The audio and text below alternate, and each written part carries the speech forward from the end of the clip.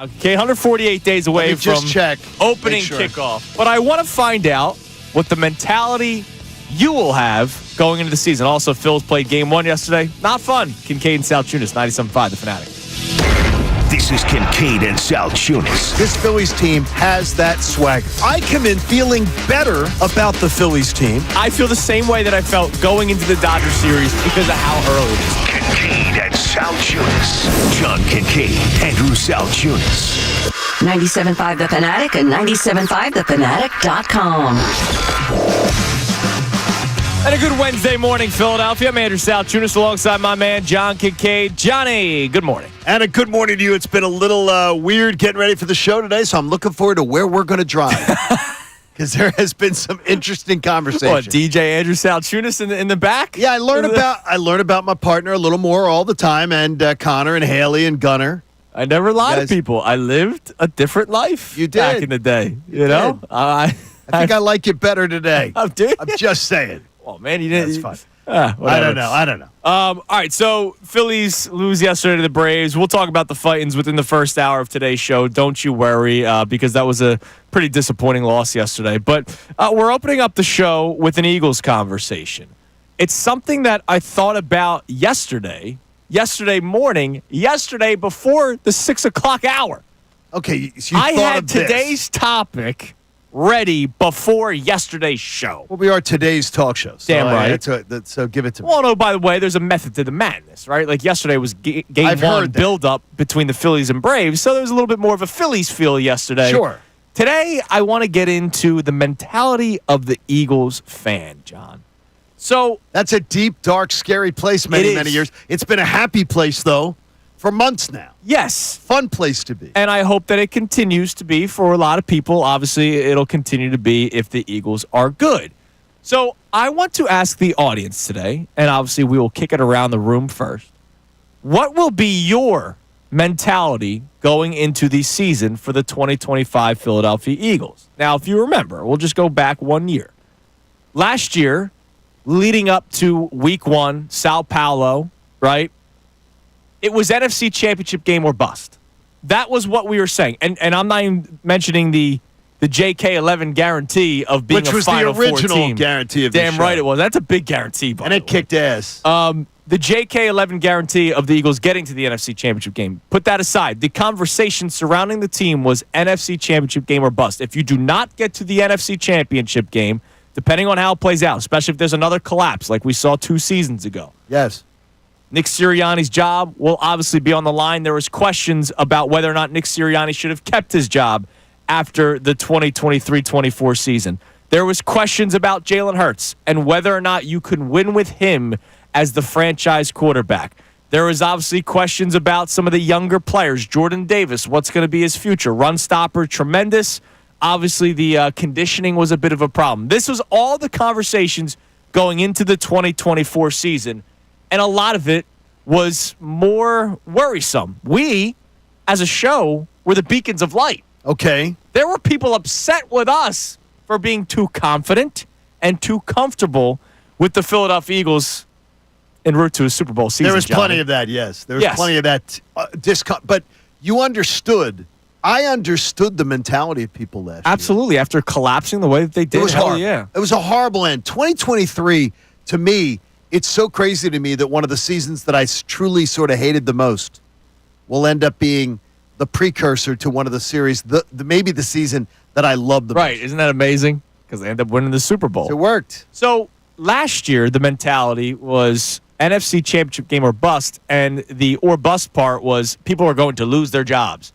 You're going to have to start thinking about the next quarterback, right? There was the next OC, the next DC, all kinds of stuff. Remember Ray Dunn was excited that Vic Fangio was the defensive coordinator last year, not because of his resume and not because of who he was. He was excited because the Eagles loved the Vic Fangio style of defense, and we would have found out if it actually worked or not. Yeah, because the Don was here. Could the guy who actually created the concept, which, by the way, I thought that was a brilliant way to frame conversation by Ray on that, because I hadn't thought of it that way. Yeah. You brought him in. Well, what you found out is it works. Right. And it worked with Jim Schwartz. It did. Whether it worked or not, people did, People didn't love Jim Schwartz, but it worked. So here's the deal. now that we went down memory lane going into last season, what's the mentality going to be going into this season? Because the Eagles just won the Super Bowl. Right. And you know what happened last time. It was very, everything's beautiful. Everything's great. Is it going to be the same going into this season, Johnny, where it's kind of like, hey, whatever happens, happens. I'm still in the high of winning the Super Bowl. Or because this team's different, younger, maybe there's a projection of a dynasty. Projection. There's a chance because the team's different this time. Projection. If anyone's projecting it, I'd love to see who's projecting. Yeah, I understand. Are people going to be kind of more harsh this season, considering the offseason that people haven't necessarily been thrilled with? The cutting of players, the cost cutting, the trades of Chauncey Gardner-Johnson. Well, I think that everybody has. Here's one thing. Unlike dealing with the Sixers, and the Sixers are our partners. Yes. So I'm saying this, though, in true honesty, and there is not a lie detected. The Eagles have been an open book, completely open on what this offseason plan was, which is completely different than the plan of the Sixers. Right. The Sixers who work in cloak and dagger, quiet, shield you from stuff, don't tell you the true story, keep you in the dark. So to me, if you're pissed at the organization, they've explained to you every single thing they're doing this offseason, from Howie Roseman to Nick Sirianni to players themselves understanding it. So to me, if you're bothered by it, at least be appreciative of the fact that you've been treated like an adult. Like, to me, I'm never bothered when someone explains to me their reasoning, right, unless I can poke complete holes in it. Right. I'm like, well, I think I'm right. You think you're right. Let's watch it play out. Yeah, we'll see how it plays out. We'll see how it plays out. But if they explain it to me and they have conviction about what they're doing, it's one of the reasons, and I've argued it before with Connor, that I'm so pissed about the Phillies situation in a lot of ways, in the fact that they say one thing and they do another. Right. The Sixers say things and the Sixers say nothing.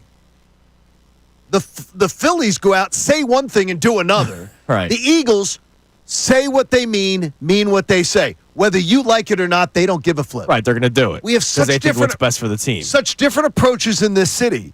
So I think that's going to affect the Eagles' honesty. I think should affect how the Eagle fan answers your question. Okay. I believe if you're like you don't know what the Sixers are selling you, because they're going to tell you one thing and keep you in the dark. What little they tell you, they keep in the dark. The Phillies, they're going to tell you we're doing this, and then they don't do it. The Eagles, they tell you what they believe. Right. Now, and we've also learned a lot, right? We're going to get into a conversation later on this hour about patience, right? Because I'm usually not a patient person. I was told to be patient going into the 2024 season. I still believe the Week 5 bye was the best thing that happened for this team. And the whole patience conversation, I think, goes out the window when the offensive lineman had to go to the head coach to completely change the direction of the offense. But whatever. Oh, boy. The defense did need time. And the defense, it's funny, you and I, remember, we were more patient with the defense. Correct. And remember that conversation? It was Connor and Andrew DeCecco. Right. Where, no, you got to be more patient with the offense. The defense has to click right away. And I said, are you kidding me? With this young defense, new scheme. The offense was close to 70% of the payroll. Right. I'm supposed to be patient with them over a 30% defense, which, by the way, next year it might be even more lopsided. Right. And by the way, the defense ended up getting much better, but the offense got much better when a conversation happened during the bye week. So our question for you this morning at 610-632-0975, and I'll get Connor's answer on this coming up next. What will be your mentality going into the 2025 Eagles season? So coming up next, I want to go down memory lane a little bit more. I want to go back to August and September of 2018. Because the mentality of most Eagles fans after the first Super Bowl victory was a lot different than what I was doing going into Week 1 of 2018. It's Kincade and Salciunas here on 97.5 The Fanatic. We want to hear from you, so text us at 6.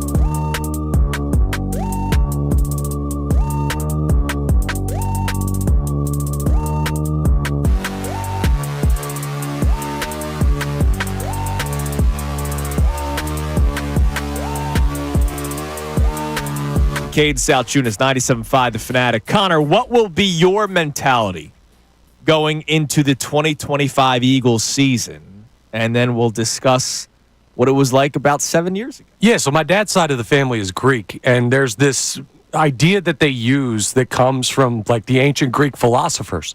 And it's if it ain't broke, don't fix it. The way that we approached last year, or at least the way that I tried to, where the first month was patience and then the rest get it rolling, that's exactly what you do this year. That's what last year's team did. They were in perfect shape after that bye week. Now, the bye week was advantageous, but the first month of the season, I'm going to be cool with everything. Yeah. See what happens. Within reason, if they get blown out by somebody they shouldn't be, we're going to lose our minds, but give them a month.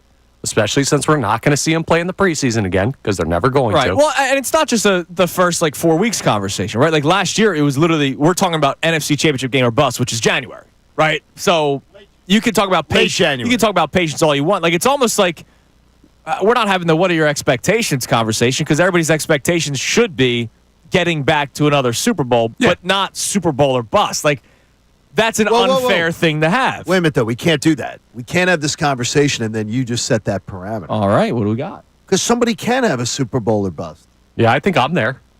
I think, Wow. you know what? I'm going to tell you, Andrew, I believe the majority, 50.01% are going to just heard you say that and are like, what?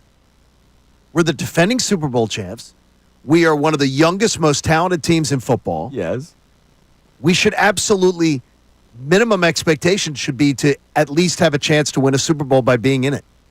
No, expectations and chance, sure. I'm saying Super Bowl or bust. No, I think that when I hear or bust, it's your job's on the line if you don't get to a certain spot. See, And, I look at it. That would be crazy. See, I look at it as when I hear Super Bowl or bust, I look at it as the fan saying, "This is my expectation. I'm sort of going to be bummed out if I don't get it." Okay, fair. Yeah, I'm with That's you on what I that, think. John. Okay, same thing. Yeah. Like last year when we did the NFC Championship game or bust conversation, like I was literally like, if they fall short of the NFC Championship game, you need a new head coach because you have all this talent. Sure. And you will fire the head coach if they don't reach that mark, which is kind of so. Again, terminology, we all have our own definitions for it.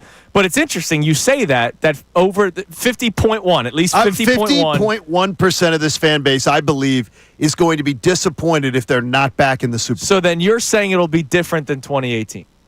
Yes, Because totally. 2018, when the Eagles won the Super Bowl, let's go back to August and September of 2018. Oh, man. They could go 0-16. Oh, no. It's all good, man. They won the Super Bowl. I remember at halftime of the Buccaneers game, and people were upset that people were booing. I was one of those people. I wasn't in the stadium. The Buccaneers game. Falcons game. Falcons game, sorry, at halftime. I was one of those people upset with the way it looked. I was upset. Week 2 is the Buccaneers game, right? Because Foles. Week 2 was the Bucs and they lost. They lost. I was upset that they were losing because I'm somebody who always wants more. I believe striving for more in life is an important thing. I know people are very comfortable in their lives sometimes, but don't you always do the whole, man, wouldn't it be nice if we also had this? Wouldn't it be nice if we also had that? I'm somebody who wants dynasties. Like, I'm not a one-off guy. I want more. No. Right? Like, I want my cake and eat it too, right? Well, bring it on. Well, then you should truly understand the Super Bowl or bust fan. Right. No, I do, but I just... No, but I mean, you don't want the one-off. You want something sustained. The level they sustained was we were at the Cambria Hotel down in Broad Street, Yeah, that was beautiful. having one of the most wonderful days. Yeah, it was great. One of the most wonderful days I've ever worked. And to me, I look at that and say, okay, why do I want to set my expectation? Like, if I'm going to be disappointed in myself if I don't set the bar when I see the schedule all come out and I study it down and I go, NFC title game weekend, Andrew and Connor and Bill are working again. Well, look, I can set that could be my NFC Championship game or bust. I just can't. I'm going to be can't go as far disappointed if as it's anything. Super Bowl. I'm going to be I don't know why you can't. I can't do World Series, Stanley Cup, NBA Finals. All right, let me ask you, and just work through this in your mind a little bit. Okay, it's a hard place. Who's the team in the NFC then? That's a good question. So I'm going to say to you is, if you're going to dream, my wife's mother, my mother-in-law Gloria, amazing woman. She had this old saying about aim high with your arrow because gravity's going to take the arrow down. Right. So aim high. I don't want to see you. Is this a psychological study on you this morning? No. A little bit? I'm still saying get to the title game. What are you saying, I just Connor? can't go Super Bowl or Yeah, I think we bust. got to psychoanalyze this guy. I think you might have to be psychoanalyzed. I think saying championship, like World Series, Super Bowl, NBA Final, Stanley Cup, or bust is a wild place to Okay.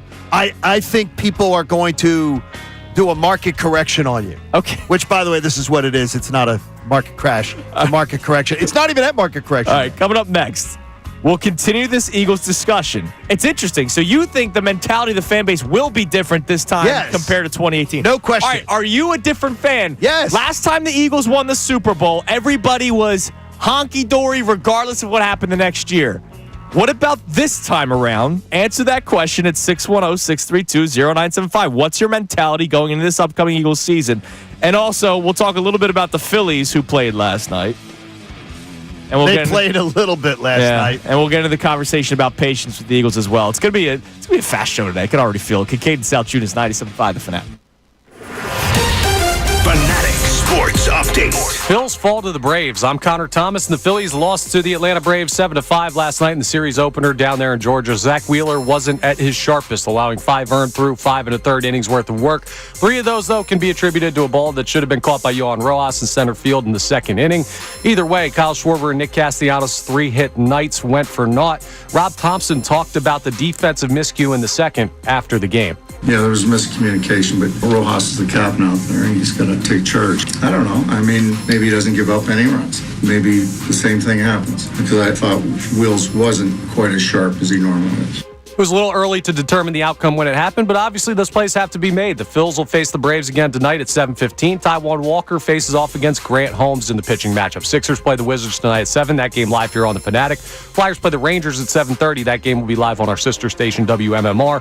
We will talk to Adam Schefter of ESPN coming up at 7:55. This update's brought to you by Tullamore Dew Irish Whiskey, the original triple distilled, triple blended, and triple cask matured Irish whiskey. When it's game time, it's Tully time.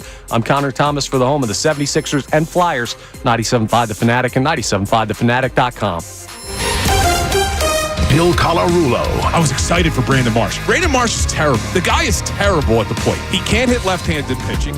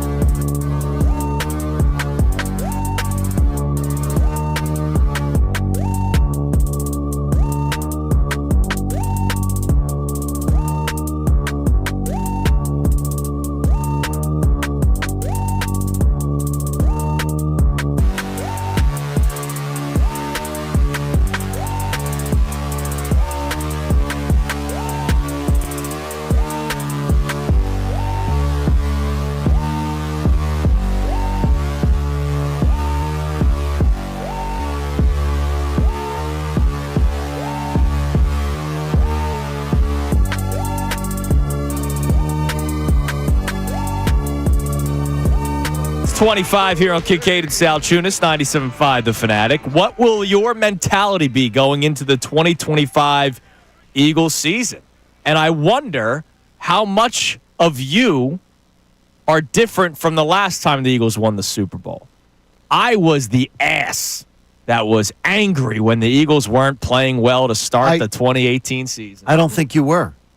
I was in the press box, front row, visiting press. Yeah.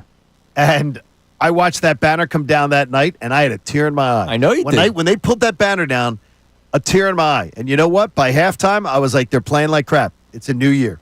Okay. But so you were also an ass. But I think so. I don't think so. No, there were a lot of people. No, but I don't think that makes you remember. I don't think that makes you an ass.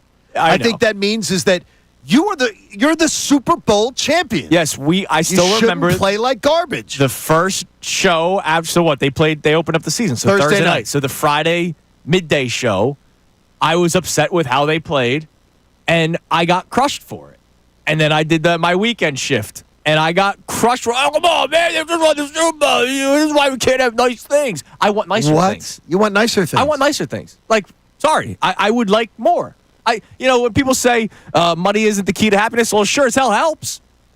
You know, I have one of my buttons I have some buttons that I've collected over the years. Yeah. One of them is happiness can't buy money.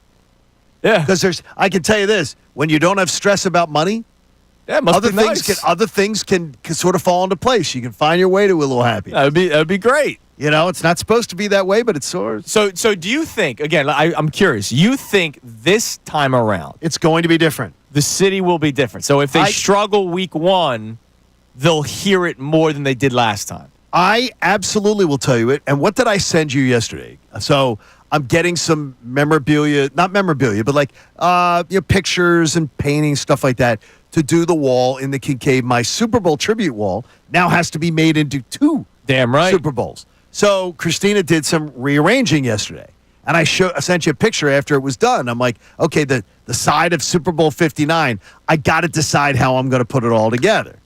And to me, as I admired the wall yesterday, I absolutely knew that I'm not in the place I was after the first one. Interesting. I'm not in fat and happy mode. Yeah. Well, I'm slimming down, thankfully. Damn right. But I'm not in fat and happy mode.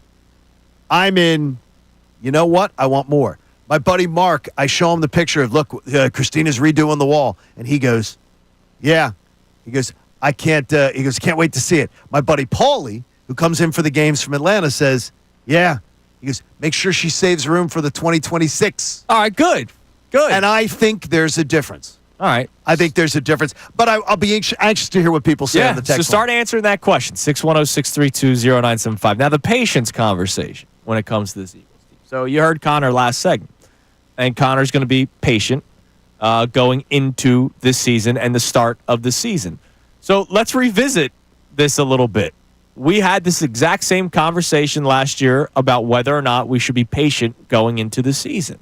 So we're coming off of winning the Super Bowl and having conversations about getting back to another one and trying to start a dynasty. Of course, you look around, it's going to be another brand new defense. You have a new offensive coordinator in Kevin Patullo. Do we have to be patient to start this season as well, or are we going to quickly look around and say this doesn't look the same? If Kevin Patullo needs a ramp-up period, seriously, if they need a ramp-up period with this offense, with this talent, give me a freaking break. Well, they needed a ramp-up period last year. Last year, and it shows you, though, is that I didn't think the offense was bothering me as much as the defense was. Right. The defense was bothering me more. The offense was... It was more so Hurts having the turnover issue. So it wasn't ramp up. It was tear down and rebuilt. Yeah, I think that's what it was. They rebuilt the offense during the bye week. And they did. Well, they went back to an old approach that they knew worked, that was foreign to what they want to do. Right. There's no ramp-up period for Kevin Patullo. Kiss my hiney. Damn right, There's none of that. Well, He's got the most talented offensive core in the NFL. The best line, or one of them. Yeah. The best wide receiver core, or one of them. The MVP Super Bowl quarterback. He's got Saquon Barkley. I don't want to hear anything about, let's be patient with Kevin Patullo. He's got to be able to... Bull crap. None of that. Absolutely none. No, All right. I will not be patient. See, this is good. I will not be. This is good. Not going to be there. It's different. But by the way, I was slightly more patient in 2018 because of the fact you've changed. No, because you had the backup quarterback who I believed That's true. should have been traded. Yes, me too. And I was horrible for saying And that. no, you weren't. You were bright. You were Damn bright. right And by I was the way, bright. and by the way, if anybody doesn't believe that he should have been traded, what did you see? What did you see of Nick Foles that you thought he should have been the? That's Now why. you connected That's to why the term "evil genius" exists, ladies and Yeah, gentlemen. no, that's why. All right, Phillies last night. They dropped game 1 to the Braves. This obviously will also be a part of today's show.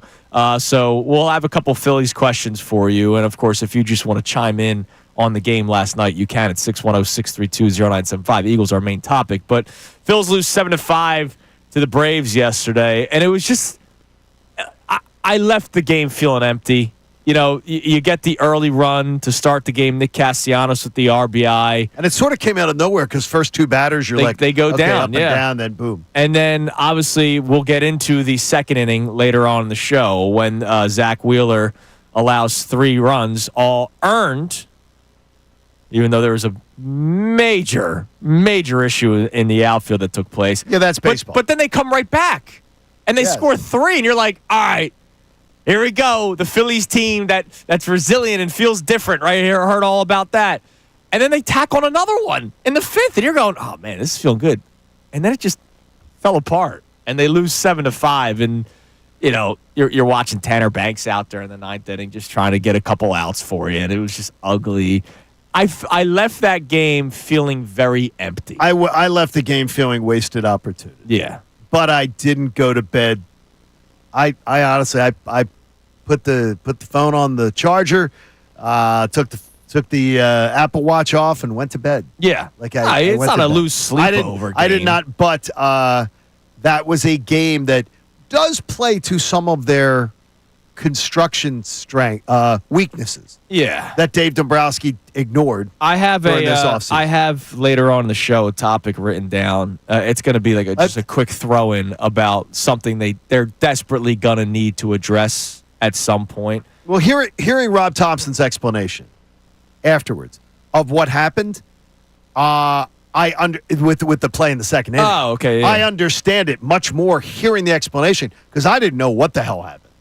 I didn't know what was the key. There's no excuse. But no, Rojas should have taken charge. Yeah. But when you hear the right fielder, the left fielder, yelling, Yeah. I think he's hearing him calling him off. And here's the thing, and this goes And I believe anybody in logic would think that that's what he's hearing. This goes to the you can't just throw everybody out in the outfield. Now, look, Sosa made the incredible. That was amazing. Literally robbed a home run. That was amazing. His first ever attempt in left field. That would have been another home run for Zach Wheeler. He robbed And a it should home have run. It should have been, but it's a hell of a play. And then you have, that's just, hey, that's instincts. I see the ball. I'm going to catch it. But then you have the miscommunication because he's not experienced in the outfield. And when people just say, oh, throw him there, like, people say that first base is the easiest position. There is no easy position, right? Like Bryce Harper's really good. That's why he's a Gold Glove candidate for first base. It's not just because it's an easy position. There's angles. There's communication processes. There's knowing what to do when the ball's hit you, depending if the runner's on first. Is he fast? Runner on second. Is he slow? Runner on third. Is this going to be a guy that's going to try to test my arm? May they try testing my arm because I'm not normally an outfielder, right? Like, there's intricacies to baseball, which is why I love the sport so much, that I get offended when somebody says, oh, just throw him out there and give it a shot. I understand giving it a shot, but then you have issues like last night unfold, even though, and we'll get into it more coming up, that's 100% on Rojas, and I'm still not making any excuse for He him. has to take charge of Yeah. that. But there's zero reason for your left fielder who doesn't know how to play the position, doesn't understand, you don't say anything. He should not be yelling. Because the minute you're yelling, the guy assumes you're yelling that I got it. That's what he assumes. You should not be. But, John, he doesn't know angles. I right? understand. He may think that ball's coming to him, and then the way the wind's blowing and the the way, ball should have come right. Sosa could easily have caught that ball. Easily. That's center fielder's ball. No, but Sosa could question. easily have caught that ball. Yeah. You can't be spinning that. He easily could have caught it, and he's yelling to him the whole It's time. even easier for the center fielder. No, it is, but he's right under There's it. no excuse for He's Rojas. right under it. Yeah, there's No, call priority. It's still on Rojas, But even one- if Sosa calls it. But one guy shouldn't be calling it at all, as Rob Thompson clearly pointed out. Right. One guy shouldn't be saying anything, and then But there's that's no the- confusion. But that's the inexperience Correct. in playing left field, which is why Correct. you can't just throw him out there because Yeah, we let want to him keep play. the hot bat in that went 0 for 3 yesterday. Coming up next, we'll continue talking about the Patients and the Eagles, and of course, we'll check our text messages for the first time this morning here on 97.5 The Fanatic. Mike Missanelli. When I look at the Dodgers, I go, okay, they're going to probably get better, but the Dodgers have been.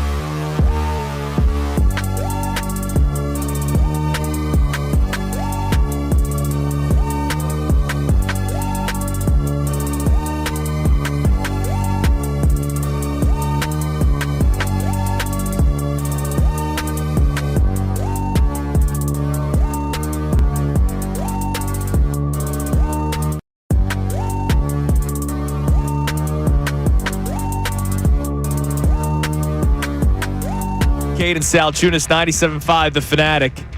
All right, Eagles topic. What will your mentality be going into the 2025 Eagles season? I'm amazed that not saying Super Bowl or bust is too laissez-faire? A little soft. Well, look, NFC Championship here's the game. thing Look, is- it's hard to say Super Bowl or bust, World Series or no, bust. it's not. Yes. When you're the youngest team in the NFL, when you are the Super Bowl favorites in Las Vegas, after winning it, you are the odds-on favorites to win it again. It's absolutely soft to be like, Dude, yeah, it's too hard to But say if Super they Bowl or get to, bust. if they get to the NFC Championship game and it's the whole they lose a hard-fought game, are we really going to be? Listen, There's going to be there's going to be a hot team this year. The Lions aren't going to be bad. I think they're going to take a They're slight not. step back because they're coordinators. But the Lions are still a good team. The Vikings are going to be a good team this year. It's going to be tough sledding. Every year it's tough sledding. Okay, it's tough I don't sledding. think they're going to beat the crap out of teams like they did last year against the Commanders and then the Chiefs. well, okay, maybe they're slightly worse, and they just beat those teams. And they beat them 27-20. Or they beat them 31-28 on a last-second field goal. But when you're the odds-on favorites to win the Super Bowl, I don't like how you're talking this morning. Honestly, I don't. I'm going I'm setting it up with, I think you're sounding like the people that you're talking about from 2018. No. The people from 2018 didn't give a damn if they lost a game. I was upset right away. Well, then you're lowering the bar of expectation, I think, too low. title game, Yeah. NFC Yeah, dude. championship game is lowering the bar You're the too number one much. odds to win the Super Bowl. They didn't just win the Super Bowl last year. I know, William they beat Sherman burned everything on the way to the Super Bowl. They went for the dagger, baby. I mean, they murdered teams in the two biggest games of the year, and they haven't taken a major step back.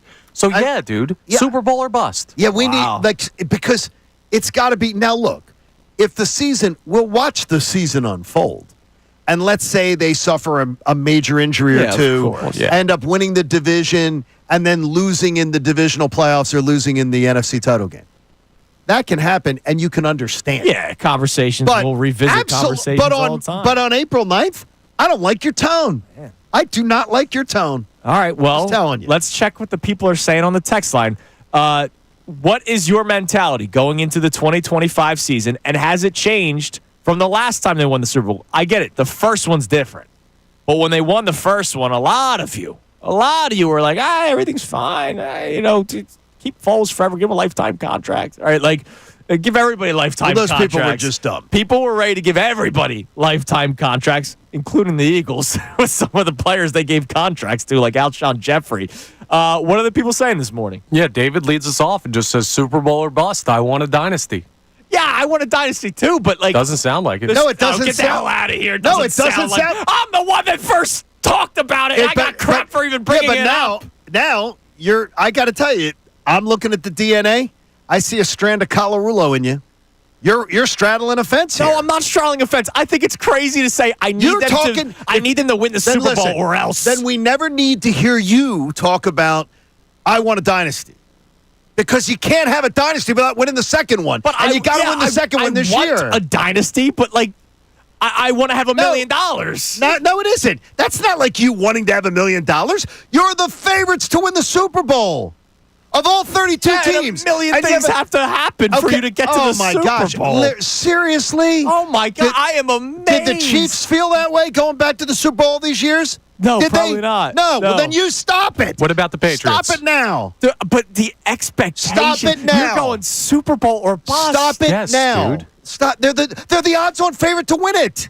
So if, again. Why would you this- set your sights at the divisional And playoffs? again, this is going to go back to how we, view things. Like when I said last year, NFC Championship game or bust, I was literally saying if they don't get to the NFC Championship game, heads should roll. So if they don't get to the Super Bowl this year, That's different. and let's say they fall one game shy, No, then, we're what's the conversation? No, dude, We're you're talking just- about April 9th. We're not talking about what we might know in late December. Yeah, Super Bowl or bust means success or failure of the season. It doesn't mean guys have to get fired. It doesn't mean coaches or players are gone. It means that the expectation for this team is that they should make it back. Wait, so you're saying success? You're saying if they don't get to the Super Bowl, it is a failure? Well, it's an underachievement based on the talent of the roster. Not everything is a failure. Well, he just said success or failure, and then he said Super Bowl will be the bar. Success or failure will be Connor will determine that over watching 17 games. Yeah, but I can't say on April 9th that if they don't get to the Super Bowl, it's a failed season. You should say no. What you should say is it's Super Bowl or bust. You're the defending champs. You have one of the youngest rosters in the NFL. You have a Super Bowl MVP quarterback, an MVP type running back, the best offensive line in football, wide receiver. You have all this going for you. Man. And you're the defending champs with the best odds to win it again. Why are you setting the bar? Why are you trying to lower the bar? Lower the bar one game. NFC Championship. That's a big one game I'm lower. Mr. Softy today, apparently. Oh, my gosh. My God. I don't like your tone. I don't like the fact that you're making me sound like Mr. Softy. I think you are. I don't like your tone. You're making yourself sound like Mr. Softy. This NFC Championship game is Mr. Softy. No, you. No, okay. Well, then I never hear you. Then it's got to be one or the other. Bill Colarulo Jr., get off the fence. I got to hear you right now. You're either bringing up the dynasty word again on this show, or you're saying it should be Super Bowl or bust. You can't have both conversations. Hold on. I could say I want a dynasty, but I'm making demands that if they don't get to the Super Bowl, the season's a failure? Well, then they're not. You're talking about dynasty. I want a dynasty. I want a love to have dynasty. one. It'd be great. So now it's just about you're getting in your feelings on this thing, or what? It's what I want. It's what I feel like I want. It's what I want. No, I don't get. You know what though? It's what I want. You know what I think though? You aren't in that chair because of what you want. You're in that chair to give your opinions. So have a damn. Dan, I'm giving you my opinion. No, I'm saying to say that it's Super Bowl no. or bust, which means it's a failure if they don't get to the Super Bowl, is a crazy thing to say. That's my opinion. Now you're trying to put failure on. That's what Connor said. I did say that. But you choose. That's what. Crazy. But that's not the there's failure. More nuance there's to it nuance than what to I that just word. said there. You're trying to spin it now to get yourself off this ledge. What ledge? The ledge is: do you believe the Eagles are winning the Super Bowl next year? Or that they should have that expectation? They can win the Super Bowl. Do you believe they should be the odds-on favorite on April 9th today? We pull it They out. should be the odds-on favorite They should considering be. they did Okay. it last year, and they are the best team in the NFC. Then that is your answer. That's your answer. Your answer is not to soft play it anymore. That's your answer. No, my answer is to say Super Bowl or bust, I think, is a wild thing to But say. you And I just think said it's to say that for any team in any sport. But you just said the Eagles should be the number one team in the Super Bowl odds to win it next year. They should be the number one team. Well, in then odds, they should be. Well, then they should be the team that goes to the Super Bowl and wins it. This is amazing. That's what that means. This is amazing. That is literally what it means. All right, coming up next, we will check the text line some more. I'm amazed by one of you those- lunatics today. One of those masks. Am I working with someone else? No, I think you guys are lunatics. Got to pull that mask My off. God. Wow. Man. I'm shocked at this. I'm afraid, because this show's always great. I'm afraid if I ever had a bad show, what you guys would say about it. Connor, I am more shocked today by this than anything in more than a year. Yeah, this is kind of wild out of you. What? I'm the wild one. I don't know what Seriously. you're on today, but it's different. Oh, my Brendan God. Gunn, put police tape over the urinals. I'm the wild one for saying Super Bowl or bust is a wild thing to say. With the Super Bowl favorites? All right, Yes. look, we'll continue the discussion coming up next. I would love to hear from more of you at 610-632-0975 as we reset the show next. What a turn it took. It's Kincade Salciunas, 97.5 The Fanatic. Fanatic Sports Update. Tough start to the series for the Phils. I'm Connor Thomas, and the Phillies fell to the Braves 7-5 last night in the series opener in Atlanta. Zach Wheeler was not at his sharpest. He allowed 5 earned through 5 1/3 innings, but 3 of those earned runs, they can be partially attributed to a ball that should have been caught by Johan Rojas in center in the second inning. Either way, Phils did make their mark offensively in the game. Kyle Schwarber, Nick Castellanos, both 3 hits, and still, it was not enough. Bullpen fell apart a little bit, too. Rob Thompson talked about that defensive miscue in the second inning after the game. Yeah, there was miscommunication, but Rojas is the captain out there, and he's got to take charge. I don't know. I mean, maybe he doesn't give up any runs. Maybe the same thing happens, because I thought Wills wasn't quite as sharp as he normally is. We'll see how the Phils bounce back. They play the Braves again tonight at 7:15. Taijuan Walker faces Grant Holmes in the pitching matchup. Sixers play the Wizards tonight at 7. You can hear that game live here on The Fanatic. Flyers play the Rangers at 7:30. That game will be live on WMMR. Adam Schefter, he'll be live with Kincade Salciunas coming up at 7:55. This update's brought to you by Discover. Discover wants everyone to feel special. That's why they double all the cash back you've earned on your credit card at the end of your first year with Cashback Match. See terms at discover.com/credit card. I'm Connor Thomas for the home of the 76ers and Flyers, 97.5 The Fanatic and 97.5thefanatic.com. Fanatic Weekend with Andrew Ditch.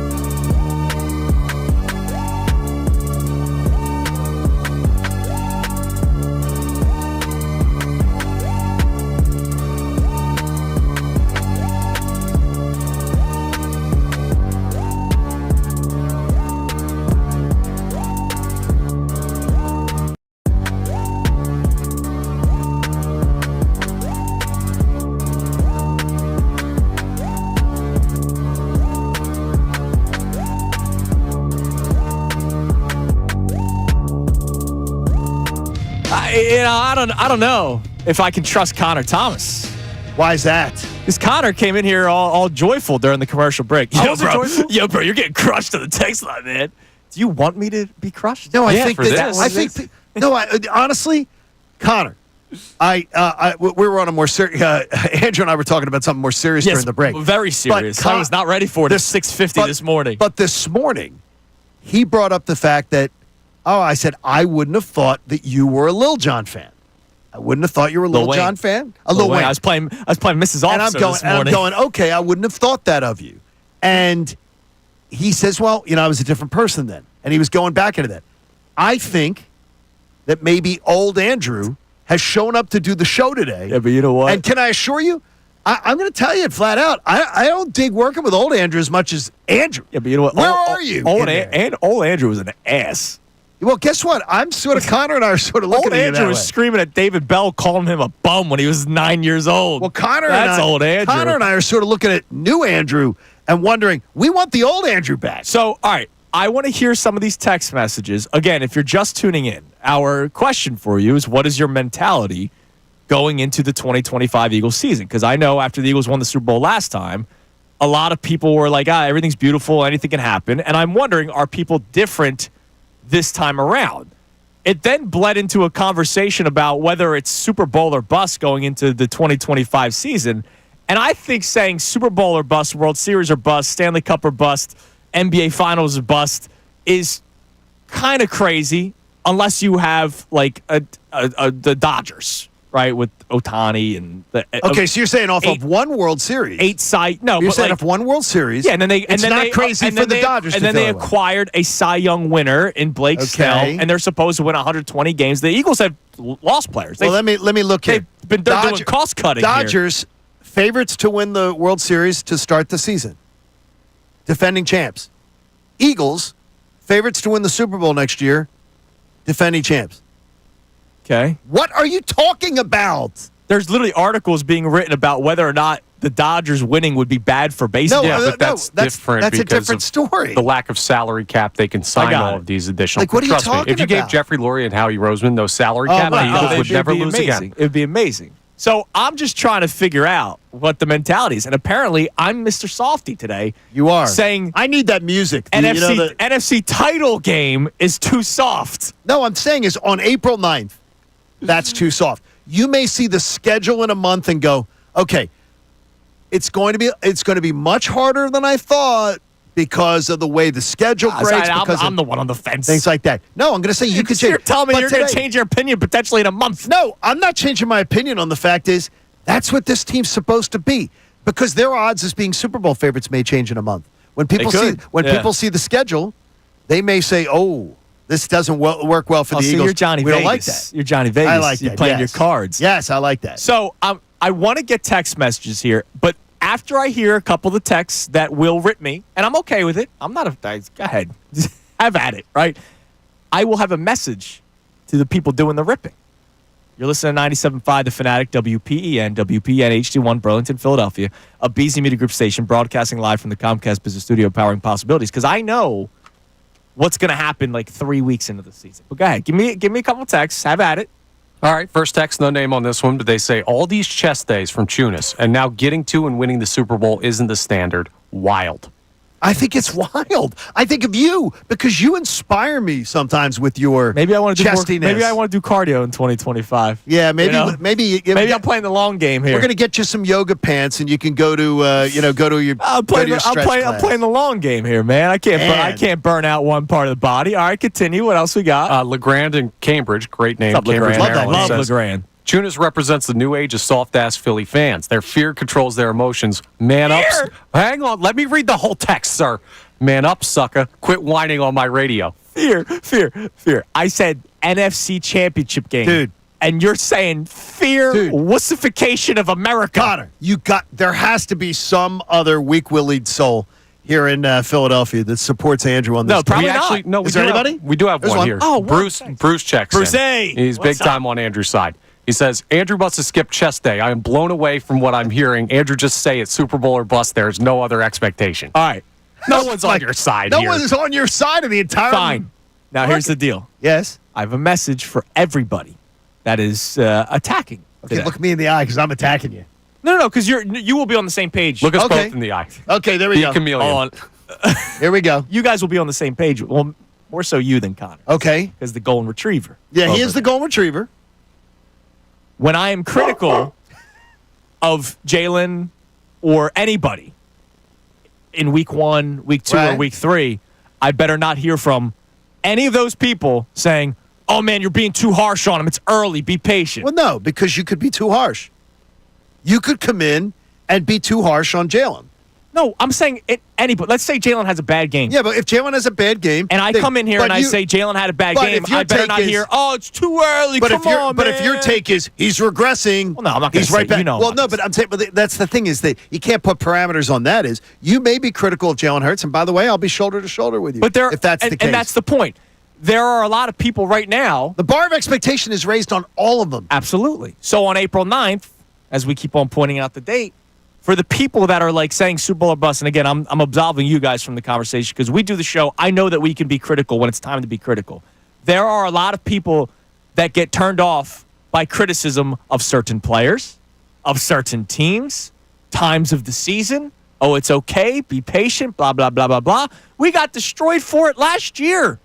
And we were the beacons of light leading into week 1, getting crushed for being beacons of light. And come week 2, when we were critical of the play call on the goal line against the Falcons, we were the asses. No, what you're always remember, you are always eligible to move a position as long as you can move your position and defend it with the same factual basis that Absolutely. you had the first one. So things could change. They could change it. But today, at this point, where your Eagles are sitting, what they are, I'm absolutely floored. This is the most floored I've been with you. You guys are acting like I said, oh, just get to the playoffs and I'll be happy. NFC title game, man. That's like, get there. Okay. Get there and hopefully get further. I don't think you understand how good this team is, then. Like, I don't think you understand the opportunity in front of them. I don't think you understand how open This was my first the season NFC watching. is. This was my first season watching football. No, Like, it's the idea of how you're sounding a little bit. They're the to best Connor. team in football, and they were last year by a wide margin. And they brought back basically everybody on offense, and you still have a great defensive coordinator. You have a bunch of draft picks. You have the best GM in the sport. You have an owner that's willing to fork up money. They have a plan. They're executing that plan. Like, All right, they question. should make it to the Super Bowl. question. What if? And I actually was supposed to get to this in a second. Okay. The patience conversation last year, right? When you and I were arm in arm, be patient with the defense. It's a brand new defense. Right. And we were Connor, getting crushed. Connor and my fellow football guy, Andrew DeCecco. Yeah, but on this one, I think it proved that we were right. We were the football guys in that conversation. We proved to be right. Be more patient with the offense. And I was like, what do you mean? What? They have all of this at their disposal. You're telling me I got to be more patient with the offense. So this year, who are you going to be more patient with, offense or defense? If Kevin Patullo stinks, and I'm not going to say he stinks, we don't know. We don't but know I can't. yet. I'm not going blind faith. He's going to be Absolutely a not. great offensive coordinator. What if he's not good? How many times has Kevin Patullo interviewed for a offense coordinator's job in the NFL? One last year. Correct. With the Eagles. And I'm not even sure he had to interview. That's So to me, good point. you not having blind faith, I admire you articulating that, and I say every one of us should feel that way. This is a guy with he's been around the NFL for a long time. Yeah. And he has never become a name commodity. That's odd. So what if he's not good? There's a very good chance he might not be. Yeah. There's a very good chance that this is a buddy hire. And we saw it before with this organization, a buddy hire that they ended up having to correct. This could be that. I'm hoping that they learned their lesson and they really believe in Kevin Patullo. But what I do know about the NFL is this.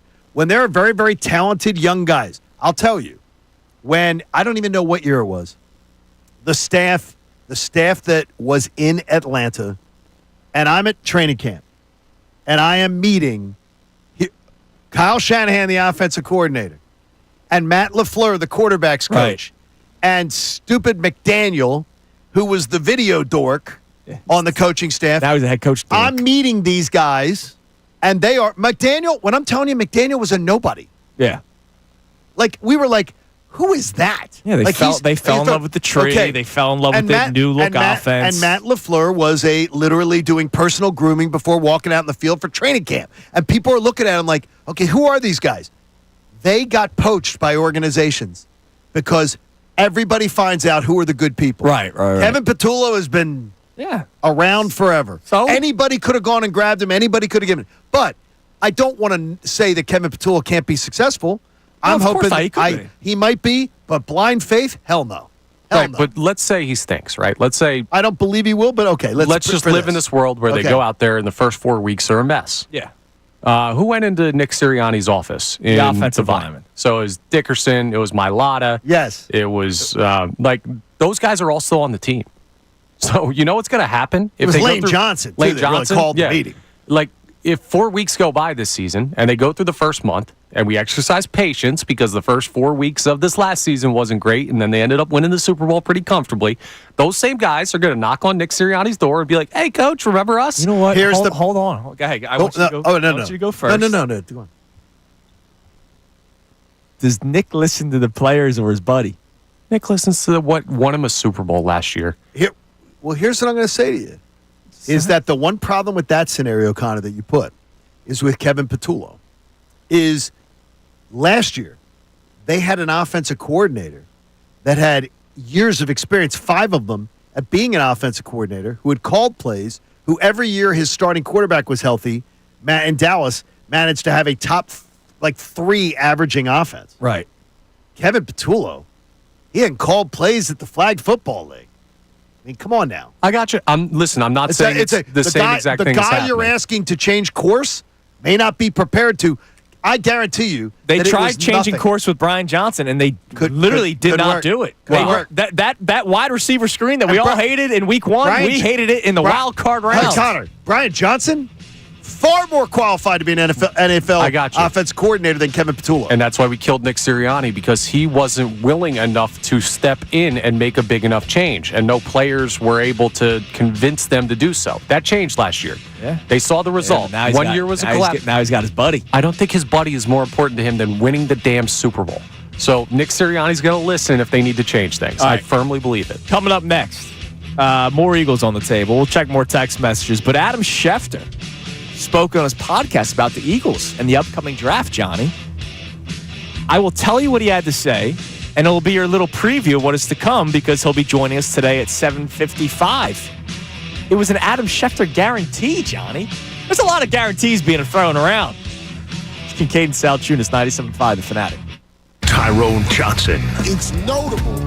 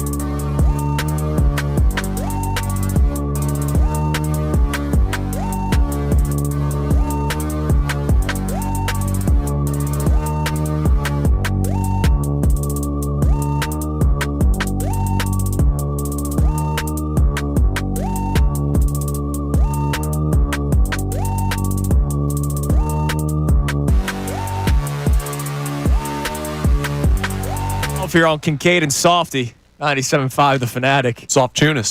Soft tunas. Salciunas. That's exactly what I. It's amazing, man. All right, we'll get back to the text messages coming up here in a little bit. We got to get more into the Phillies. Next segment. That won't be a soft segment. You know what? I'm excited for next segment because I think I will be on team. I'll have the extra man on this one. Okay, go for it. Can't wait. But we needed a little bit more time for the next segment. Right. But we'll check text messages and stuff coming up. But Adam Schefter joins us today at 7:55. And so this morning when I'm, going through the internet, trying to find some added things for the show to talk about on the other side, on the side of our main discussions, Schefty, in his latest episode of the Adam Schefter podcast, which is tremendous, he has a guarantee. Water is wet. Yes. And that Summer is hot. and that the Eagles will be making trades draft week. Cats and dogs have fur. Here's the quote. What is seriously? What's Adam doing with Well, this? here's the quote, and it's a good way. The way he terms it makes a lot more sense too, other than just saying the whole, "Oh, it's Howie." Because how many times have you heard from Right. every reporter in the world, Right. it's Howie? Quote: "Let me give you one team that I think is going to be in the market to be bouncing all around potentially, either moving up draft boards or trading for a veteran player or two. That would be your defending champion Philadelphia Eagles. Over the next 2 drafts, the Eagles are scheduled to have 20 draft picks. They can't have 20 players make the roster. Their roster is too good and too deep to have all these picks make their roster. On draft day this year, it would be just like the Eagles general manager Harry Rosen to package some of these picks either in this draft or next year's draft as well to move up the board if there's a player he really wanted. And it would be like him in that organization to trade some of these future picks for a veteran that a team knows is not going to resign. That to me is the team. Go ahead. Can I say duh? Or is that disrespectful? Adam brings such great stuff to the table with his contacts and everything like that. Right. Joe from the Northeast, Bill from Delco, me, anybody could say those same things and say it Absolutely. with the utmost confidence. But to the point where he makes the whole, look, they have 20 picks. They literally can't have Well, then 20. that's why you Like, know they're gonna I haven't trade. thought of it that way. But that's why you know they're going to make trades. Absolutely. I mean, it's it like is a guarantee at this point. It's a lock. I'm shocked that he goes, well, here's my guarantee. Come on, Adam. Wow, you going to go after Yes. Shefty today? I'm going to say, look, when you have that many draft picks, you can't use them all.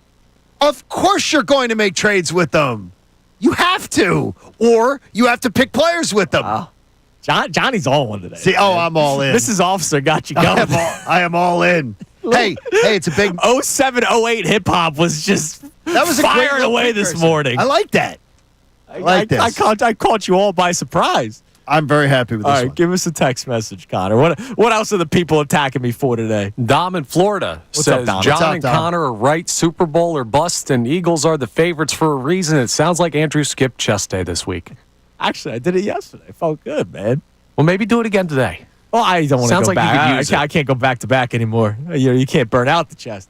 But it's amazing. The second I'm critical of the team, come week 1 or week 2 or week 3, I know I'm going to hear it from these exact same people that are saying that I'm Mr. Softy. I don't believe it because I do believe it. I can tell you. It's early. As I looked at that Super Bowl wall yesterday, the tribute wall, I said to myself, yeah, as Christina was like, we're going to put the Super Bowl 59 thing right here. I got it up there and I'm going, man, I want more. Absolutely. I want more. gotcha. I don't want, but that's not how I felt the first time. The first time I right. felt, wow, This is like great. Willy Wonka at the chocolate Yeah. factory. You're I mean, Augustus it was Gloop like, oh my gosh, it was falling so in the exciting. chocolate river. So I think excited. he wanted more. No, but I wasn't. Yeah, that kid wanted more. I told you. We got Augustus Gloop on the show today. I told you. I felt like it softened me up as a fan. Yeah. Now, no way. No So this- way. I after caught that. myself. I'm feeling good. This one made you hard. I'm feeling very, very excited about this one. All right. So I need you to do me a favor because you're Mr. Calendar. What do you need? I need you to save today's date somewhere. Okay. April I can save 9th. it. April 9th. Because the second I'm critical of the Eagles, and if I get crap, I'm going to need you to remind me that on April 9th, I was Mr. Softy, and I said that the second I'm critical, somebody's going to give me crap for it. This should be, he goes, How about this one?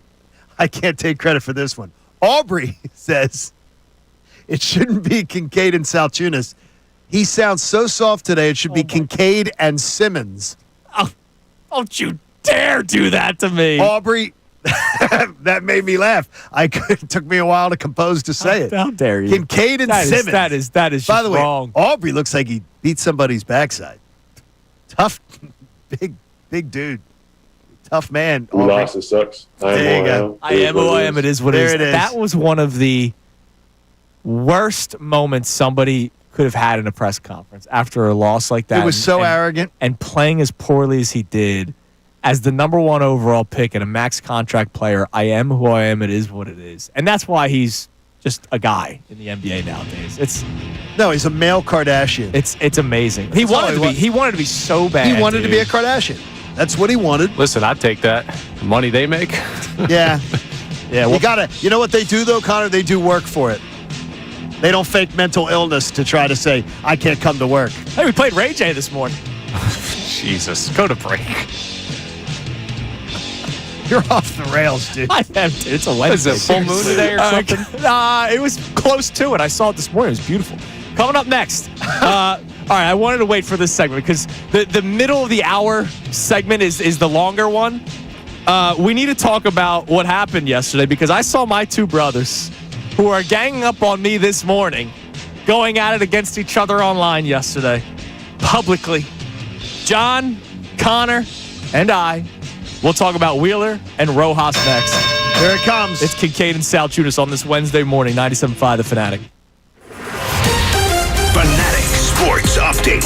Phillies dropped the opener. I'm Connor Thomas, and the Phillies fell to the Braves in Game 1 of their series in Atlanta. 7-5 the final score last night. Zach Wheeler not at his sharpest. He allowed 5 earned through 5 1/3 innings, but 3 of those can be attributed to a ball that should have been caught by Johan Ross in center field in the second inning. Either way, the Phillies offense tried to make up for it. Kyle Schwarber and Nick Castellanos had 3 hit nights, but all for nothing. They ended up losing the baseball game, and Rob Thompson talked after about the defensive miscue in center field. Yeah, there was miscommunication, but Rojas is the captain out there, and he's got to take charge. I don't know. I mean, maybe he doesn't give up any runs. Maybe the same thing happens, because I thought Wills wasn't quite as sharp as he normally is. Phils will face the Braves again tonight at 7:15. Taijuan Walker takes the mound against Grant Holmes. Sixers play the Wizards tonight at 7. You can hear that game live here on The Fanatic. Flyers play the Rangers at 7:30. That game will be live on our sister station, WMMR. Adam Schefter of ESPN joins us coming up at 7:55. This update's brought to you by Groundworks, your expert for basement waterproofing and foundation repair since 1997. Book your free inspection at groundworks.com. I'm Connor Thomas for the home of the 76ers and Flyers, 97.5 The Fanatic and 97.5thefanatic.com. Vacation? Business trip?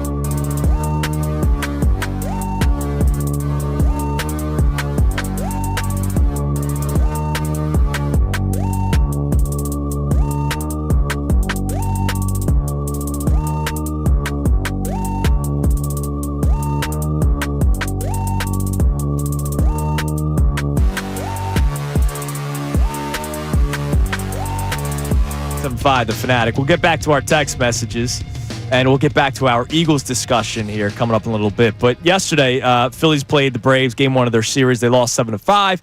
I said it this morning earlier in the show. I felt empty. Like, John went. We fell asleep. It wasn't a lose sleep over a loss. I went right to bed. I went right to bed and was like, okay, it's over. It's fine. Right. I felt empty because you had the lead and things looked good, and then all of a sudden the Braves come back and win it. So yesterday, I saw my two brothers, John Kincade, my adopted brother. Yes. And Connor, the friend who you call your brother. Oh, thank you. Yeah. But you're not adopted. Not by... Well, he's not an orphan. That's right. I'm an orphan. John's an orphan, so my parents adopt. My parents are dead, so I'm an orphan. I don't have parents right now. Fair point. So I saw the two of you on social media going back and forth about what took place in the second inning of yesterday's ball game. Correct. So if you guys weren't watching, the Phillies had a 1-0 lead, and then in the bottom of the second inning, there was one out, and there was a ball hit to left center field. And Johan Rojas and Edmundo Sosa both came in on it or went toward it because it was to their left and to their right. And Johan Rojas and Sosa clearly had a miscommunication. And the ball lands at the feet of Johan Rojas. Now, before we go into this conversation further, can we all agree that there is no excuse Johan Rojas must make that play? Absolutely. If we can begin this conversation with that as fact, that's the factual basis we build upon. The center fielder's ball. That is every time the center fielder needs to take charge on that one. Regardless so we of all whether, agree. Yeah. We're all starting at the same point of reference. Want to be there. Regardless of whether or not Sosa could have gotten to the ball, that is the center fielder's ball. And yesterday, after the game, Rojas kind of explained what happened, and we'll play the Rob Thompson audio here in a second. According to the two of them, Johan Rojas heard Sosa saying you, but he did not hear him say you. He just heard him talking. Correct. And he thought because of the noise that Sosa was calling him off. Because he is not supposed to be saying anything. He is not supposed. Sosa should not be uttering a word. And that's by why proper things. And that's why. Oh, just throw him out in left field. There's more to it than can he catch a fly ball. Communication's a big part of it. Edmundo Sosa did take accountability. He said, quote, "We missed that play, and Wheels was having a great game. This is the big leagues. We have to make that play all the time. It doesn't matter if it's the first play of the game, the last play of the game, the inning, or the score. We've got to execute all those plays." We went to the dugout and had a conversation. Rojas just told me to try not to call those balls beforehand with that much anticipation because sometimes with all the noise from the crowd, you cannot hear what your teammates are saying. We discussed maybe not calling the ball so early until you really know that you have it. I think I went too quick for the ball. At one point, I was calling for the ball to be his, but all the confusion with the noise, we couldn't communicate clearly. And again, that's why. By the way, great accountability on that. Yeah, both of their parts. Yeah, absolutely. And Rob Thompson for just telling us the truth, too. Right. That both guys were at fault, but it should have been the center fielder who took charge of that ball, and none of that happened. Right. And that's why, again, the revisit yesterday, I'll just throw him out there. There's more to it. So there's nuance. Here was Rob Thompson on the play, and then we will get into the two of you and your little friendly brotherly spat on social media yesterday, where teaser, I 100% ride with Connor. Here's Rob Thompson. That's Rojas' ball. Yeah. 100%. Yeah, there was miscommunication, but Rojas is the captain out there, and he's got to take charge. He's got priority, and so we talked to him about it. Especially, guys playing left field for the first time in his life. Was Sosa calling it? Is that the mis- Actually, he was saying you, which you shouldn't say anything. So there was a little bit of both, but yeah, it's Rojas' ball. How much do you think did that play change the game? I don't know. I mean, maybe he doesn't give up any runs. I don't know. Maybe the same thing happens. Sure. They scored. Because I thought Wills wasn't quite as sharp as he normally is. And he was not. We talked about the Sosa robbing of the home run. The meatball he gave up that he should have given up in the first. Yeah, Wheeler did not have his best day yesterday. Now, I saw the tweet from John Kincade at 7:55. And read it. I will read it. Yes, the misplay fly ball was very dumb, but give me a break. That didn't account for the walk and the gopher ball. Lots of shared blame to go around. Rob Thompson making that clear in his comments. And then I saw Connor respond. They're out of that inning completely. If Rojas catches an easy fly ball, those runs are absolutely on him. And then you guys continued, but for the sake of radio, please Continue here. Connor, you start. Okay. I mean, I don't know any way you come out of that inning saying those runs aren't on Rojas. Like, that's a Those routine. runs aren't on Rojas. Yes, that's a routine play in center field that would have, with the outs acquired outside of that play, ended the inning before any runs were scored.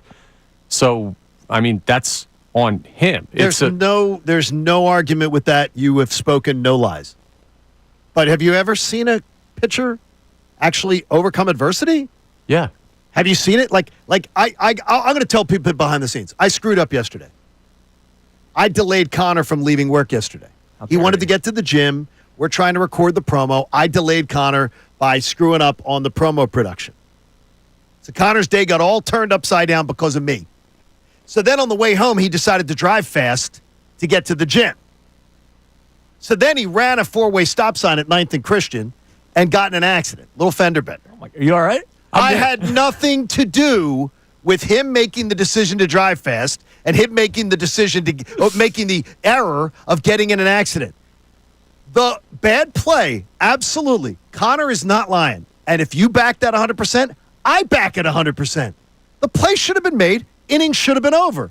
I see this a million times with the Phillies. I see this a million times where they're asking their pitcher to get 4 outs in an inning when he should have gotten 3 because of their terrible defense. Because of Trey Turner last year, over and over again, the last 2 years. By the way, he's been doing a decent job. He has been doing a better Play job. late to go to Bohm at third and that No, one, but too. that was a really nice That was a hell of a play. By the way, that's a great play by Bohm, too. There are two great defensive plays in Yeah, that so there game it that is. just go But by I the wayside. watched it. I watched the Phillies pitchers have to get 4 outs in an inning all the time. Sure. All the time. So, no. Him walking a 154 hitter who couldn't hit something with a boat paddle to start this year. And by the way, then he couldn't pitch to him again later in the game. And then giving up a meatball on the first pitch that a man sees in his entire season. That's on Wheeler. That is on Wheeler. Well, I'm not saying Rojas threw the pitches, but I'm saying those pitches aren't thrown if the guy catches a fly ball that almost hits him in the foot. But you know what you got to do? Sometimes things suck in life. Sometimes things suck. Tell him to sack up. And you know what you got to do? I'm going to tell you this. Sometimes, and I'm going to say it, and I'll use an example, and it's going to be like, oh, people are going to be like, oh, you can't go to that one. Sometimes you go into a doctor's office and they say to you, you got cancer. And I could say, this sucks. This sucks. My whole world's thrown off. And you can either put your big boy pants on, like our man Jason Martinez going into his second to final treatment. Good job, Mert. Be well. You have to pull up your big boy pants and you got to say, this sucks. My life's been turned upside down. I'm upset about it. I'm a little off my game. And you got to do what you got to do. And Zach Wheeler, as a ace, as one of the best pitchers in baseball, should have not had to go 9 pitches and a walk to the next batter, or 8, whatever it was, and then give up a meatball gopher ball to a catcher swinging for the first time the entire year. Listen, That's on him. And by the way, then later in the game, Wheeler couldn't handle himself either. right, but take later of the game out of it. We're literally just talking about this. He didn't have his stuff. I got you. I'm not saying Zach Wheeler was awesome and Rojas cost them this baseball game. Like, I'm not saying Right, that. I understand you're not, by the way. I know you're not. Like, what I'm saying is it's deflating for a pitch. You could be damn young, but if you get a lazy fly ball from a guy like Austin Riley that's killed the Phillies early on in the game, and that almost hits your center fielder who's out there for defensive purposes in the toe, and you have to turn around, and the Braves are a solid lineup, go after them again when you think you were out of it or think you were closer to out of it. There's let up in those situations. Who are you going up against? You're going up against the bottom of their order. But you're going up against Major League Baseball. But you're going. hitters Come on, still. now. You're going up a guy who couldn't hit couldn't hit with a boat paddle. Okay, going into the game again. When you're the pitcher, a lot of them are mental. Right? Adversity is what takes the great pitchers from the mediocre pitchers to whatever. He didn't have he's a great pitcher. He didn't have a great night last night. He didn't show his normal stuff. He didn't show his normal mettle. And you absolutely, Connor, you're right. I totally agree with both of you. That's deflating as hell. That is awful. But also, you're facing the bottom of the order, a team that hasn't been hitting. They're amongst the worst in Major League Baseball, and you don't handle the adversity. Okay. That's on you. All right. That's on you. Here's what I'll tell you, and Okay. Connor, as the great Division III pitcher that you were, you could speak more on this. Every conversation in that dugout after that inning, every player that was maybe out of earshot of Johan Rojas goes up to Zach and goes, "Yo, dude, that's not on you." 100%. Rojas, if he takes accountability, which I didn't see, I'm sure he did, and we read the quotes. Rojas goes up to Zach and go, "Yo, dude, my bad." Well, no, they showed that he did do that to Wheeler. No, but what I'm saying is, Rojas looked like from what to see, he went to Wheeler. there's not a single player in that dugout that has the mindset that you have, right? Well, the one mindset that I have, though, is 100% factual. Not feelings, just factual. Yeah, but- yes, it's deflating. But you know what he does? Zach Wheeler walks out of the tightrope all the I time. bet you his teammates are more upset with Johan Rojas I guarantee you this they morning. are. No, well, than there's Zach no argument Wheeler. there. No argument there. And by that's the why way, I'm totally I think with I would Connor. be. I think I would be too. Yeah. But I also know Zach Wheeler should have been able to navigate He those did waters. not. He did not have his best stuff. Yes, I mean, He did not. should have been and need him to are different things. Well, he should have been able to handle that. Yes, But more should have been than getting more major league hitters out, 4 outs in a major league inning, is catching a damn fly ball that we almost got that. hits you. But nobody's corn. arguing that. Salciunas makes that play. Yeah, but nobody's arguing that. I make a lot Right. of plays, baby. Well, all right. All right, coming Chest day. up next. I do have something that I want to just make note of for the Phillies for many, many months from now, trade deadline time, something that they absolutely need to acquire. Also, text messages, Kincade Salciunas, 97.5 The Fanatic. Mike Missanelli, Bill Colarulo, and Ray Dunn. They have a lot to say about it.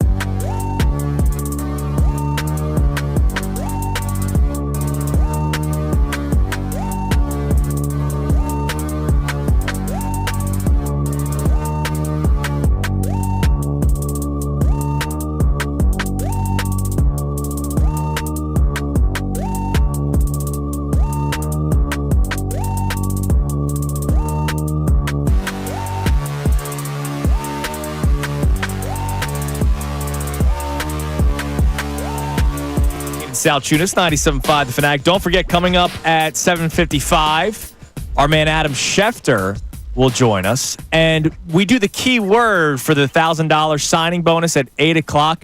Because Schefty will be on with us at the time, I'm just going to quickly give out the word. All right? You're going to set up the details of how someone calls. Yeah, I'll give you how to try to win it, and obviously sponsored by our friends at Live Casino Hotel Philadelphia. But it's not going to be like the time now to try to win $1,000. So it's just make sure you're listening closely at 8 o'clock. I'm going to quickly give out the word, and we'll go on from there. But Schefty joins us coming up at 7:55. Now, before we get back to our text messages on Kincade and Salciunas, as Connor said, because I'm being brutally attacked today for saying the NFC Championship game or bust instead of Super Bowl or bust. Wild. It is wild. As I'm watching this Phillies team, and look, they're 7-3. They're a fun start to the season. They should have addressed this during the offseason. I talked about them needing to address this during the offseason.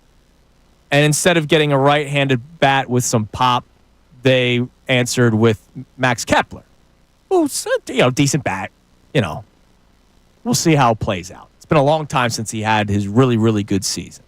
And I know he's the heartthrob for a lot of women in the Delaware Valley right now. But that should not be how we analyze players, Johnny. JT Realmuto. Well, it depends on how hot they are, but let's be honest. I will once again say that JT Realmuto being in the middle of your order will be problematic this year. I still believe he can be like a 250 hitter, but he's not driving the ball anymore. He'll have his moments. He's going to hit a couple home runs here and there. He'll get hot. But I'm talking about a right-handed power bat where that's why they're here, is the pop in the lineup. Castellanos had a great day yesterday, but when they do the lefty lineup, righty lineup, the lineup's configured totally differently. Yep. And when Bohm, who does not have any pop, it's singles and hopefully driving in some doubles, and is in the middle of the order, they're going to need to find somebody that you can slate in like sixth in your lineup that they're brought in to try to drive the ball. Well, hang on now. I think it's a little bit early to be making this determination that they're going to need a power. Do you think Realmuto is going to provide the pop that you need in that fifth or sixth spot? He's been declining for 4 years. No, he's not. No, not JT. But think about the power, quote-unquote, power bats that you have in this lineup. Bryce Harper, absolutely. Kyle Schwarber, absolutely. Nick Castellanos, absolutely. Max Kepler should be that guy, and through 10 games, he has not been, but it's 10 games. Also, we'll see. 5 years. Oh, okay, he has a 30-plus homer season at the Major League level. I don't know if he's that... Dude, 5 years ago. I understand. But having a guy on this team that has 30-plus home runs in a Major League season is a power bat. Now, is he going to play out like that? We don't know yet. Well, and again, left-handed. That's why I'm saying right. Trey Turner's a 20-plus homer guy the past 2 years. That's power for his position. You have plenty of power on this team. I can't believe we're looking at the Phillies and the need is power. I need a right-handed bat with pop. Okay, right now, one. And Turner. All right. Turner as my leadoff. I'm talking about middle of the order. Turner as the 1 or 2 hole hitter, depending on the day. And then Castellanos a cleanup. All right, and you know me. I like Castellanos. I need another right-handed bat with pop. That's it. Okay. And it's not every day. It's not an everyday player. They needed another bat for the outfield, and all they did is go and get Kepler. And Kepler and didn't do anything. And Kepler's a flyer. He's a flyer. You're taking a flyer on Kepler, and by the way, I don't disagree with it at all. I sort of like the idea. Yeah. But as far as something's got to shift. I can't do the whole because he hit 30 home runs once. That was 5 years ago, 6 years ago. And can I tell you too? Are we gonna Friday night? It was the Friday night performance from JT Realmuto behind the plate was a piece of art. Oh my God! In terms of his defense, he is still tremendous. Last night he wasn't. Well, yeah, that was a bad play. Last night 2. All right. 2 that led to runs. For the most part, 2 that led to runs that lost you the game. For the most part, For the most part, I'm still taking JT Realmuto behind the dish and a lot of people. Though. I got you. But it just goes to show you that Friday night, he was exquisite. Yeah. That was as good as I've ever seen. And last night, that's bad. Well, Tanner Banks throwing the ball to the backstop isn't great. Yeah. Don't help. Doesn't help. Doesn't help. I just think at some point, deadline time. Adversity again? Deadline time, they're going to have to acquire a right-handed bat with pop, a guy that I'm not saying everyday player, right? And plus, Schwarber's your DH, so it's not like you're going to move Schwarber to the outfield to give this right-handed bat a chance to play. But you're going to need to bring in a guy that can provide you with some pop. And we've talked about it before. We mentioned it yesterday.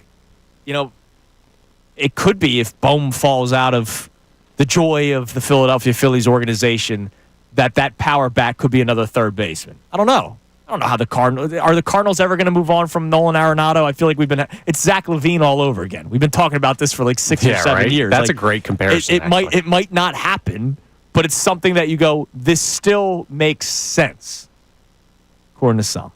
Yeah, I'm not as worried about it as you are. Well, I'm done with it this year. As long as it's just this year and this is the Sayonara Tour, absolutely I'm fine with it. Okay. Right, but fair. can't sign up for I absolutely cannot sign up for an extension. No. Yeah.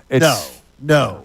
It's no. Don't do what Ruben Amaro Jr. has talked about doing. Yeah, my biggest thing, though, is that you have guys that, at least at some point in their major league career, were plus swing guys, like can create home runs, can create gap-to-gap power. Like, you're treating me saying Max Kepler had a 30 home run season like I'm expecting Ben Revere to have a 20 home run season. Like, but Connor, 6 years. I'm not telling you. Listen, I'm not telling you it's going to happen, but you're treating it like it's damn impossible. Dude, I wasn't married 6 years ago. Like, a lot has changed in my life. I'm not telling you. Listen to what I'm saying. Max Kepler is a power bat. Will he create home runs? I don't know. But if you don't call Max Kepler a power bat, I don't know what you're looking at. And did you not once again hear me say what number? I understand. Power bat. What number do you have to be that you're considered a power bat? If you hit over 20, depending on the position, I'd probably put you in that conversation. A corner outfielder, 20 is enough for you to say power bat in the outfield? I mean, a corner outfielder? Yeah. You're going to say 20? No. If you're hitting like 20, I don't think baseball general managers 25. Yeah. If you say 25, I'll agree with you. By the way, here are your power bat numbers for Kepler. Because he doesn't have it. 8 last year in 105 games. 24 the year before that. Look at that. 9 in 115. 19 in 121. Then the COVID season. 36 home runs in 2019. That's a long Dude, I'm time. not telling you he's going to do it, but I'm telling you the type of swing he has, he is a power bat. I don't know if it plays out, but I don't think the Phillies' issue is that they don't have enough power. You need a right-handed bat with pop. Pop. Right now, you're toward your bottom of the order, you're lacking pop. Okay. And it starts at 6. 6 is still pop. 6 is still middle of the order. I love JT. I'm a big fan of catchers. From this team has to change the approach and play small ball to we got to get pop at the deadline over 10 games. Okay. Dude, all right, we'll get 7 Johan Rojas's on this team. I'm just asked a baseball executive. See if we'll get an answer from him. Is Max Kepler considered a power bat? I don't think anyone in baseball, executives or otherwise, is going, yeah, he's a power bat. He's a corner outfielder. I mean, it's been 6 years, man. I mean, that's pre-COVID. We didn't know who Dr. Fauci was then. Coming up next, Adam Schefter joins us Wednesdays at 7:55 every single week. We talk to Schefter. Also, your chance to win $1,000 at 8 o'clock here on 97.5 The Fanatic. Fanatic Sports Update. A loss in Atlanta. I'm Connor Thomas, and the Phillies fell to the Braves 7-5 last night in the series opener down in Atlanta. Zach Wheeler, not his best start. He allowed 5 earned through 5 1/3 innings, but 3 of those can be partially attributed to a ball that should have been caught by Johan Rojas in center in the second inning.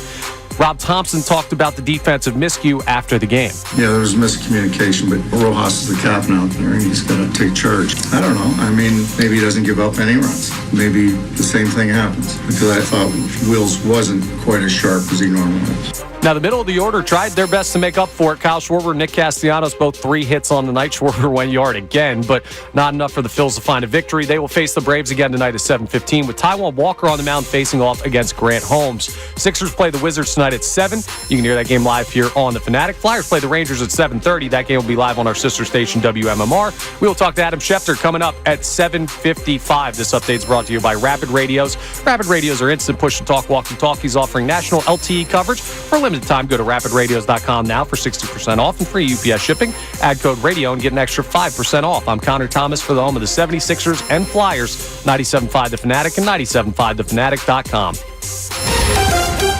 Philadelphia Union Soccer. Chance for Wagner inside.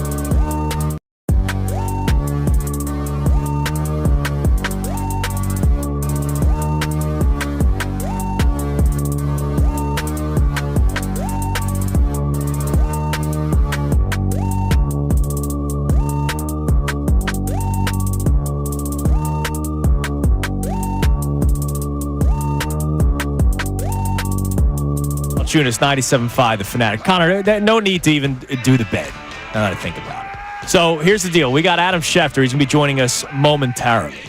And obviously, we just started the Fanatic signing bonus contest. Your chance to win $1,000 5 times a day here on the Fanatic. And so at 8 o'clock, while we have Schefter on the air, I will give you the keyword because I have to wait until 8 to give you the keyword. But I will tell you now, you can enter it by either texting the word that I will give you in 5 minutes to 45911, or you can enter it on the Fanatic website, 975thefanatic.com, or the Fanatic app. You will have 25 minutes to do so. Again, I'll give you the keyword at 8 o'clock, but 45911 is the text number to send it to, or the Fanatic app. One random entry wins $1,000, presented to us by our friends at Live Casino and Hotel Philadelphia, voted best casino in PA by Casino Player Magazine. Of course, you'll get a call from Beasley if you are the winner. But let's head to the Comcast Business Hotline without further ado, Johnny. As you're listening to 97.5 The Fanatic, WPEN HD1 Burlington, Philadelphia, Beasley Media Group station, broadcasting live from the Comcast Business Studio, powering possibilities. He's joining us on the Comcast Business Hotline. Every day in business is a big day. Let Comcast Business get you ready for what's next. And he's brought to us by Landis Block. Create your very own jaw-dropping backyard paradise online at landisbc.com. Man, I got that all in 90 seconds. That is a mouthful, yeah. From the ESPN, our man Adam Schefter. Shefty, good morning. Andrew, John, what's going on this morning? It's been a spirited day on the show, actually. Very spirited. I'm getting attacked by everybody, and that's okay. I'll be the voice of reason. That's all what it is. But, Shefty, I saw on the Adam Schefter podcast, I read a quote that you are guaranteeing something for the Philadelphia Eagles to do come draft day, draft weekend. Would love for you to talk about it, and then John Kincade would like to have a word with you. But can you please tell us what you're guaranteeing from the Eagles? Well, I didn't guarantee anything. I don't know where this came from. I was actually in the city yesterday doing some work, and my boss texted me, "What did you say about the Eagles?" I said they have 20 picks over the next two drafts, and they would be the team that I'd be most confident in doing something during the draft, whether they're packaging picks to move up or trading for a veteran later in the draft. That was what I said. Now, I said, what did it say that I said? Because what you say and what it says you say are two different things oftentimes. So I think he told me something like the Eagles were trading for Tyreek Hill, which I never mentioned. No. That's not it was just it was portrayed as Adam's guaranteeing that the Eagles are going to be making trades at the draft. And I said, did Adam also guarantee that the sun will come up and that water is wet? I said, that didn't sound like the end. Well, look, we expect you to know the inside skinny. That's not the inside skinny. Well, all I said was that they've got 20 picks, that they are the team that's most likely to be moving around and making things happen on draft weekend. That's what I said. Then there you go. Yeah. I mean, and that should be the case, right? Absolutely, with all the picks they have and the needs that they have. Yeah. And there are needs. I mean, I think people forget that sometimes. They've been so successful and so productive and have such a high winning percentage that people forget that they lost a lot of key players on the defensive side of the football, a lot. And there are definite holes that they're going to have to fill here in the coming weeks.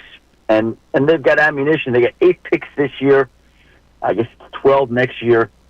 And I think they're gonna be of the mind to move some of those picks and make some things happen here. The idea of moving in a draft, you have to have draft and you have to have trade partners and everything. Do you believe this is going to be one of those active trade type drafts? Well, we haven't seen much of it yet, and it's the latest we've gone without a team moving its first-round pick since 1993. Every team right now, every team in the NFL currently is scheduled to have its initial first-round draft pick. Now, the last time that this happened, this late, was 1993, when 5 days before the draft, the Kansas City Chiefs traded their first-round draft pick to the 49ers for Joe Montana. And since then, this is the latest that we've had all the teams keep their first-round draft picks. So we're talking about 32 years of basically moves and what's happening haven't happened this year. And I think the reason it hasn't happened this year is because people view this quarterback class as mid. And they don't see a lot of guys outside of Cam Ward that they're willing to trade up to go get. The Browns and Giants would trade up for Cam Ward tomorrow if they could, but the Titans don't seem inclined to do that. And it feels like Tennessee's going to stick at 1 and make the pick. So once you get past Cam Ward, what other quarterback right now is somebody trading up to go get. Last year, teams were trying to trade up to Washington at 2 so they could get Jaden Daniels, New England at 3 so they could get Drake May. Eventually, I think Denver moved up 1 spot. Maybe Minnesota moved up 1 spot just to lock in their quarterbacks because they got worried.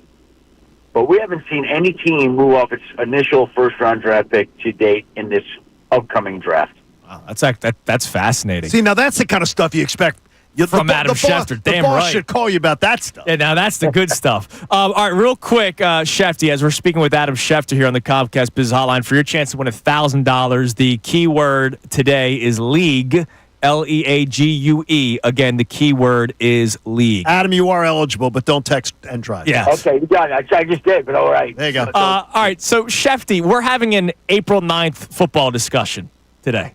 All right, as we're getting closer to the NFL draft, 2 weeks and a day from the first round of the NFL draft. But earlier this morning, I'm asking the audience the question of what the mindset will be for fans going into the 2025 season. Because the last time the Eagles won the Super Bowl, Philadelphia softened up a little bit after the Eagles won the Super Bowl. And I'm wondering, will it be different this time? This then led to another conversation where I said it is crazy to say Super Bowl or bust, and I am being attacked for it. Yeah, he's getting attacked viciously because I don't understand when you win the Super Bowl and Las Vegas looks at everything and goes, man, you're loaded. You should be those expectations. Run towards the expectations, not from them. I'm being attacked for saying NFC Championship game. As if that's like something that's nothing. You didn't accomplish anything this year. So we would like to get your input on this, Schefty, when it comes to this Super Bowl or bust conversation. Well, I always think that, when you're coming up for Super Bowl win like they are, and you're set up to have another good year like they are, although they do have holes to fill here, I don't like to say, okay, it's this or that, like this or it's a bust. Like, to me, it's a good, a good season when you see it. 2 seasons ago, they had a crappy season. Last year, they had a great season. You could just watch them steamrolling through people. Yes, there were issues. Yes, they had things they had to overcome, but they were good. You could just watch it. You felt like they were going to make plays when they needed to make plays, and they did. And they were a tough outfit. I don't know, I'm not going to say they have to win the division or go to a conference championship or the Super Bowl, whatever it is, to represent a good season. You just sort of know when you see it. It's like charisma, right? Like, how do you define charisma? You've got it. But here's what I'm going to say to you, though, is that you need to, right now, this fan base, we're not used to this, Adam. We're used to being little brother to New York and everybody wanting to be just the underdogs, put on the underdog masks, replay a movie from the 70s and be Rocky. I think we have to lean in to the expectations of being the best franchise right now in the NFL, the defending champs, and that anything less than that, I don't think is even respectful towards the Eagles. Well, they are the defending champs. And by the way, outside of maybe the Chiefs, they've been the best organization in football for years now. Like, they look at their record. If we add up the one-loss records over the last 5, 6, 7, 8 years, going back to the year they won the Super Bowl, would anybody have a better one-loss record than them? Not many. Not many. Not many. So, look, at the very least, they've been a top team. And so when you're that good and you're the defending champ and you've got 2 Super Bowl rings in parades, those are badges of honor, and you would expect that they'd have to wear them appropriately. So you've just gotten your marching orders from Adam Schefter to man up a little bit, Salciunas. I just think it's crazy to say Super Bowl or bust. He's saying man up a little bit. That's what Adam wanted to say, but he's more respectful. Okay, yeah. Thank you for being more respectful, Schefty. All right, so we're man up. Man up, there we go. There you go. So we're 2 weeks and a day away from the NFL draft, and we all kind of get the same feeling that the Eagles would be a team that would be likely to make a trade. If they were to do that for a veteran, maybe a player on an expiring contract, maybe a player on their rookie deal, do you have any sort of sense of where they could target position-wise? Because they do have a lot of areas that they need to address defensively. Howie Roseman, is he more of a veteran cornerback guy, veteran edge rusher guy? What's your feel on that, Schefty?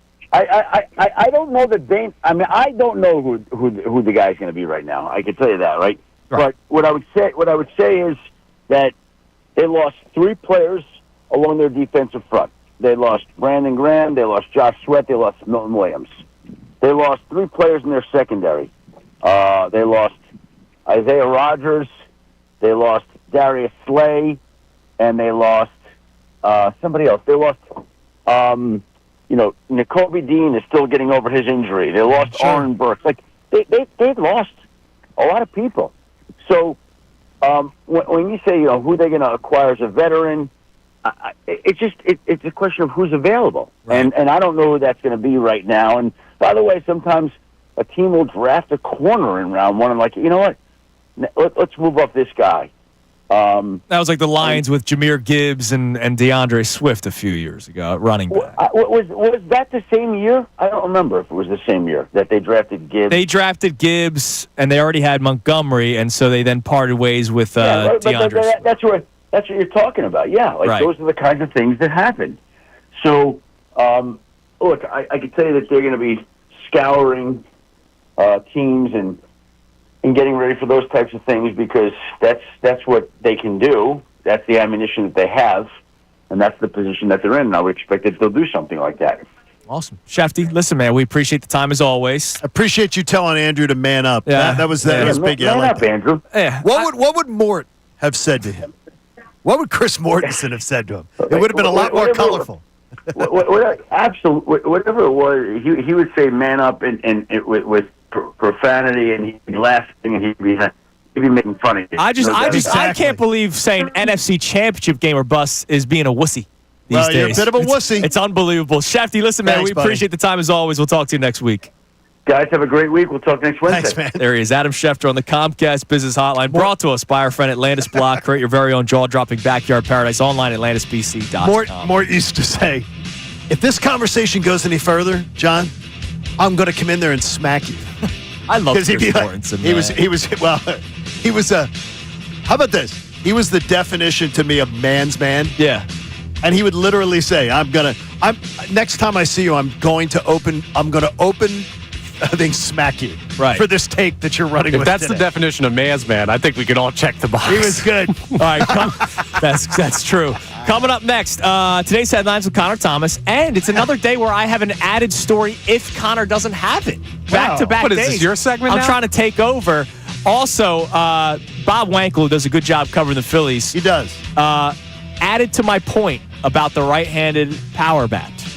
And I got an answer from a Major League Baseball executive on Connor Thomas's assertion that they already have a power bat in left field. It's Kincade Salciunas, 97.5 The Fanatic.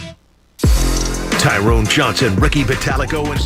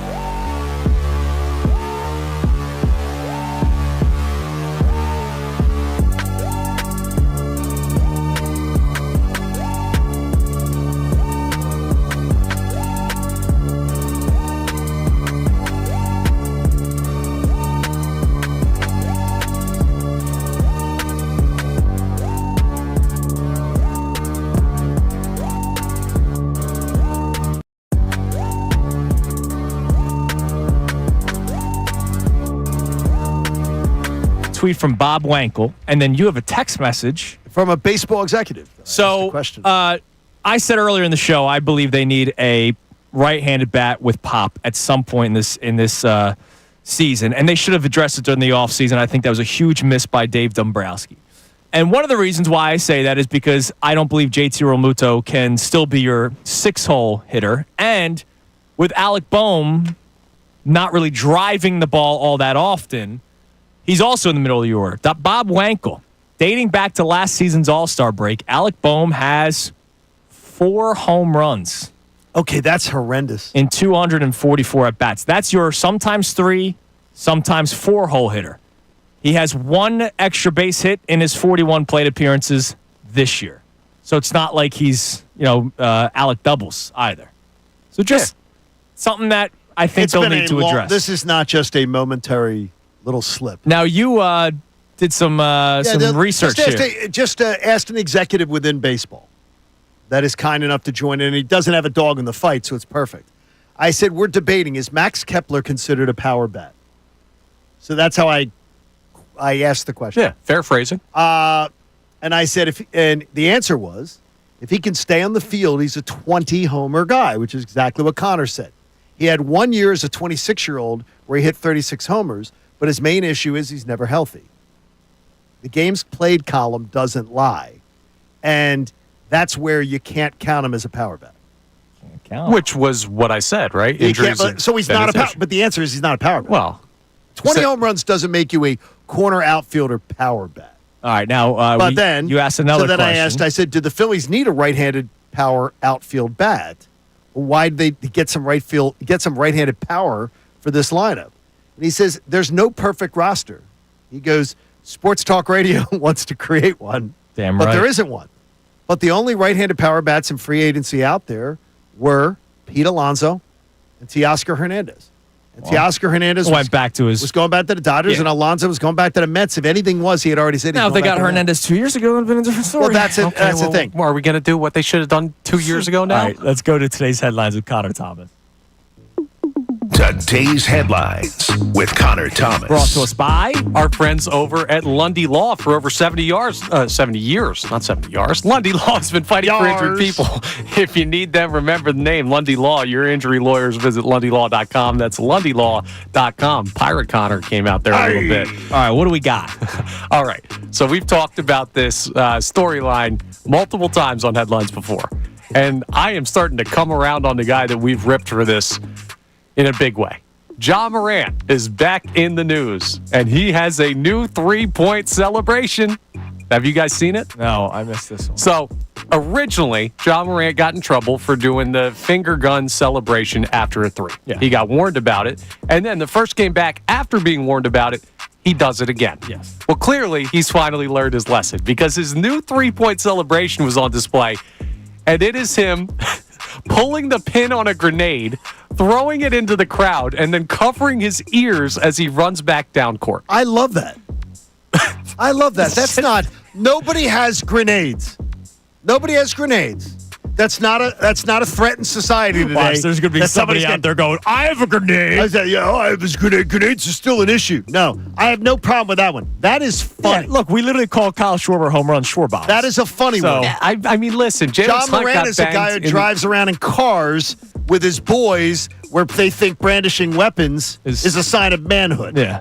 So, I mean, that's not appropriate. Yeah. A grenade, to me, that's a funny bit. That's a funny bit.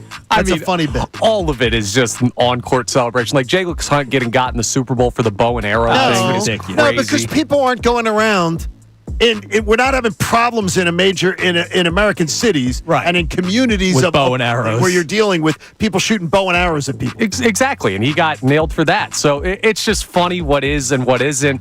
I'm expecting Ja Morant next time to maybe do a mortar celebration. Maybe he'll get the bazooka out. Who knows? But we're going through the full arsenal of weaponry with Ja Morant 3-point celebrations. Ja Morant, I'm telling you, he's just got to be. He's an end table. He is an end table. Hell of a player, but his own version. But he is an end table. I just want to see what he does next. I love it. Now, something that NBA fans are perplexed by recently. We had a wild firing.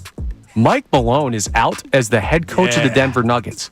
And this is not just a Mike Malone trend here. 4 of the last 6 NBA Finals winning head coaches are no longer with the team that they won the finals with. Yeah. How nuts is that? Nick Nurse, Mike Malone, Frank Vogel, Mike Budenholzer, all out of jobs after winning a finals in the last 6 years. It's what happens when the players run the league. Like, your days of Pop and Spoelstra are kind of gone. Yeah, it's about it. It's the way it is now. I tweeted this out yesterday. Unless something like happened, I have no idea why you would be doing this 3 games before the playoffs. Yeah, wild. You're the 4 seed, and we're going to talk about this later on because Mike Malone, John heard something on NBA Live yesterday about how he'll be able to pick whatever job he wants. Yes. The question is the team in our town a job that anybody really, really wants, if it's available, because we don't know what the status is of Nick Nurse. But, yeah, I was stunned when they did that. The Grizzlies fired their head coach like 2 weeks ago, and they're having a good season. I don't get it. I don't think you can shoot an injection in the arm right before the playoffs by firing someone. Well, John Morant could. Very good line. And that's today's headlines. Oh, by the way, our replay was just you being soft, but we didn't get to it. Coming up next, speaking of me being soft. It's been a day of it. Speaking of me being soft, we'll get into more of this Eagles fan base mentality going into the 2025 season. In the next segment, we will talk about the poster boys of people that they will defend till no end. But also, will there be scapegoats for the Philadelphia Eagles next year? Because nobody's always in the good graces of Eagles fans. So I'm curious who's beloved and who's not next year. Also, there is one story that was not in headlines that I would like to bring up next. Historic. Kincade Salciunas, 97.5 The Fanatic. Fanatic Sports Update. Miscues and mischances. I'm Connor Thomas, and that's what plagued the Phillies in their loss to the Braves last night, a 7-5 final in the series opener in Atlanta. Zach Wheeler, not his sharpest on the bump. He gave up 5 earned through 5 1/3 innings. 3 of those can be partially attributed to a ball that should have been caught by Johan Rojas in center field in the second inning. Rob Thompson discussed the miscue after the game. Yeah, there was miscommunication, but Rojas is the captain out there, and he's got to take charge. I don't know. I mean, maybe he doesn't give up any runs. Maybe the same thing happens. Because I thought Wills wasn't quite as sharp as he normally is. Middle of the order did try and fight back in the game. Kyle Schwarber and Nick Castellanos both had 3 hit nights, but not enough for the victory. Phils will face the Braves again tonight at 7:15. Taijuan Walker on the mound, facing off against Grant Holmes. Sixers play the Wizards tonight at 7. That game live here on the Fanatic. Flyers play the Rangers at 7:30 this evening. That game will be live on our sister station, WMMR. This update's brought to you by True Green. Get a golf course quality lawn for less than you think. Sign up at TrueGreen.com. That's TRUGreen.com. True Green, the official lawn care treatment provider of the PGA Tour. I'm Connor Thomas for the home of the 76ers and Flyers, 97.5 The Fanatic and 97.5thefanatic.com. 97.5 The Fanatic and Live Casino.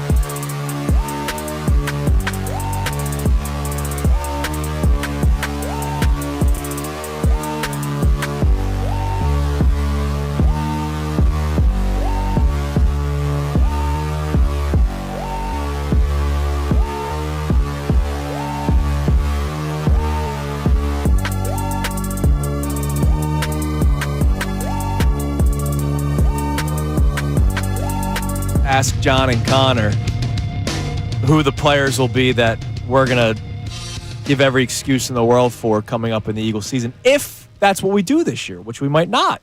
Sort of like if Aaron Nola had the inning that last night that Zach Wheeler had.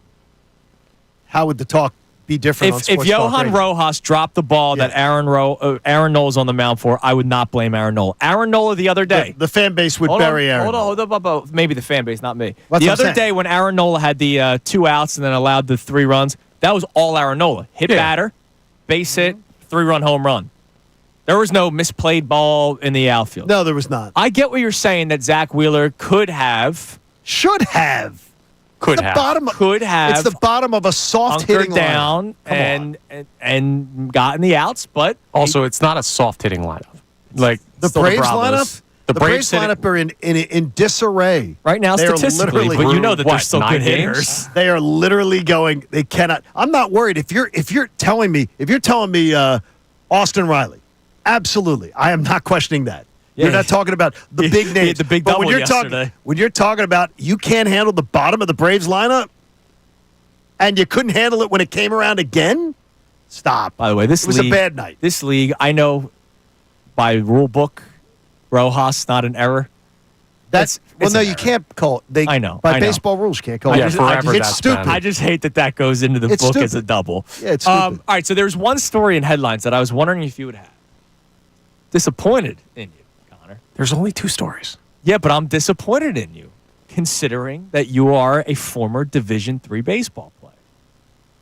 Did you see what was going on yesterday in D3 baseball? You're talking about the team that lost like 100 straight that won? Yeshiva University, John. Is that a real place? Yes, it is a private Orthodox Jewish university. Yeshiva University. Yes, and they are a Division III school. Okay. So they have a Division III baseball team. Yesterday, they had a doubleheader where they faced Lemon College, which What? is from These aren't real names. from the Bronx, public college. So both D3, they had a doubleheader yesterday. Yeshiva entered yesterday with a 99-game losing streak. My gosh. Lemon entered the day with a 42-game losing streak. So something had to give. Lemon wins game 1, which handed Yeshiva their 100th consecutive loss. God, these are terrible. And then Yeshiva won game 2, ending the losing streak I don't. at 100 games. There's a certain point where you get on with life. Get on with life. You're not playing baseball at a legitimate. Right? That's not legitimate. Go on. Get on Yeah. with life. Go be Well, doctors and policemen and I firemen get and what you're carpenters and everything because you are literally not doing it. It reminds me of the Catholic University a couple years ago that lost to North Dakota State in basketball by like 100 points. Like if you watched, Right. Connor, you and I in our weekly pickup would have made that division. What's the North Dakota State? The NCAA D1 division. AA. Yeah, Whatever it is. We would have made that basketball team. So for those of you that are out there, if you really still have the dream of playing collegiate sports, there are universities for you. Yeah, there are. You will be able to make your team. Go play at Yeshiva. Yeah. World needs ditch Well, diggers that's too. Jewish Orthodox University. So you couldn't be on that one. Hey, some people might convert to play. That's what I'm saying. But you'd have to be. All right. So I got to ask this question. So if the mentality of Eagles fans is more harsher this year, Okay. compared to the last time the Eagles won the Super Bowl, that means there won't be the it's okay. Don't be hard on the player. Okay. We know that last year coming into the season, it was kind of a referendum. Will Nick Sirianni still be the head coach moving forward? Will Jalen Hurts? That was absolutely the most talked about. Right? Will Jalen Hurts be the franchise quarterback moving forward? What are we talking about this year? Are there going to be people that will be hesitant to criticize certain players because they won the Super Bowl? Will certain players be criticized even more because maybe standards have changed? How do you think we always talk about Nick Castellanos, right? 3 hits yesterday, and nobody says He boo. does he love playing the Yeah. Braves or what? Nobody says boo, though, because people don't like him. So, Darius Slay, Super Bowl champion, he makes one bad play. The tweets, Oh, yes. oh, Darius Slay sucks, and podcast. Who are the players this year where it's like, don't say anything bad about that person, or we never say anything good about that person? Do For the Eagles? Yeah. Not from us, because we're critical when it's time to be criticized. But if we are critical of Jalen Hurts, there are super defenders. And now that he has Super Bowl MVP attached to him. Well, I'm going to say that there are people who refuse to acknowledge what has been accomplished by one Reed Blankenship. Correct. Who's that? Me. He's going to be one of that Reed Blankenship is one that the people will go see and ignore all the good things that he's done. Hey, look, he's part of the leadership council. I got to take that into account. That's what they're calling the exciting white cell? Well, that's what Darius Slay said. I'm kidding. He now, has question, and that's what Andrew DeCecco said, too. Because Darius Slay said it, does that mean it's not does that mean it's not true? Because people don't like Darius Slay. I don't know, man. But I get what you're saying, John, with the Reed Blankenship thing. I understand what you're saying. Now, Sidney Brown, I will have a very close eye on this year. And I hope that I'm proven wrong. Okay, Sidney Brown is one of those guys that I will probably have little patience with. Yes. Because we're talking about... So in that regard, yes, I will have probably little patience with him. But there are a lot of people that love Sidney Brown. A lot of people. And this is what always fascinates me. It's always my first question, my go-to question. What is it that you love? People celebrated when he got in the fight last year. Yeah, that's it. He likes to hit people. He's a missile. Yeah, but if you miss but you the players that you're trying to hit. Right, but you have to understand, like, the lowest common denominator of football is I want to see someone get their head taken off. And he's a take somebody's head off Not guy. a bad point, Connor. Some people like that. So it's not beneficial to the team But what always. do you love is that he hurts you more than he's helped you in his career. When he plays, he hurts you more than he helps you. Yeah, but some people aren't nuanced enough fans to understand that, and they just see the big hits, and they're like, I miss Brian Dawkins. Well, I like this. You are correct in the fact that because we do have fans here, we have guys in my age group, not yours, that literally still worship the Buddy Ryan era. Right. Like Buddy Ryan was a buffoon. Now, like Saquon, he could do probably like anything, and people will love Saquon. I got a take for you. What do we got? The offense off the board this year. Every starter on the offense is going to be defended because they have a scapegoat. New offense coordinator. Kevin Patullo's going to have to wear it. Anything that goes wrong with the offense, because it won't be Hurts, it won't be Saquon. Not that I think he will struggle, but the Steen thing, like, hey, you could have brought back Becton because he didn't cost all that much. Yeah. And a lot of times, the player that leaves, it's the next person that gets, like Keely Ringo. That takes the abuse for it. Keely Ringo, I will say, all right, if he's the starting corner, outside corner, replacing Darius Slay, who everybody hated.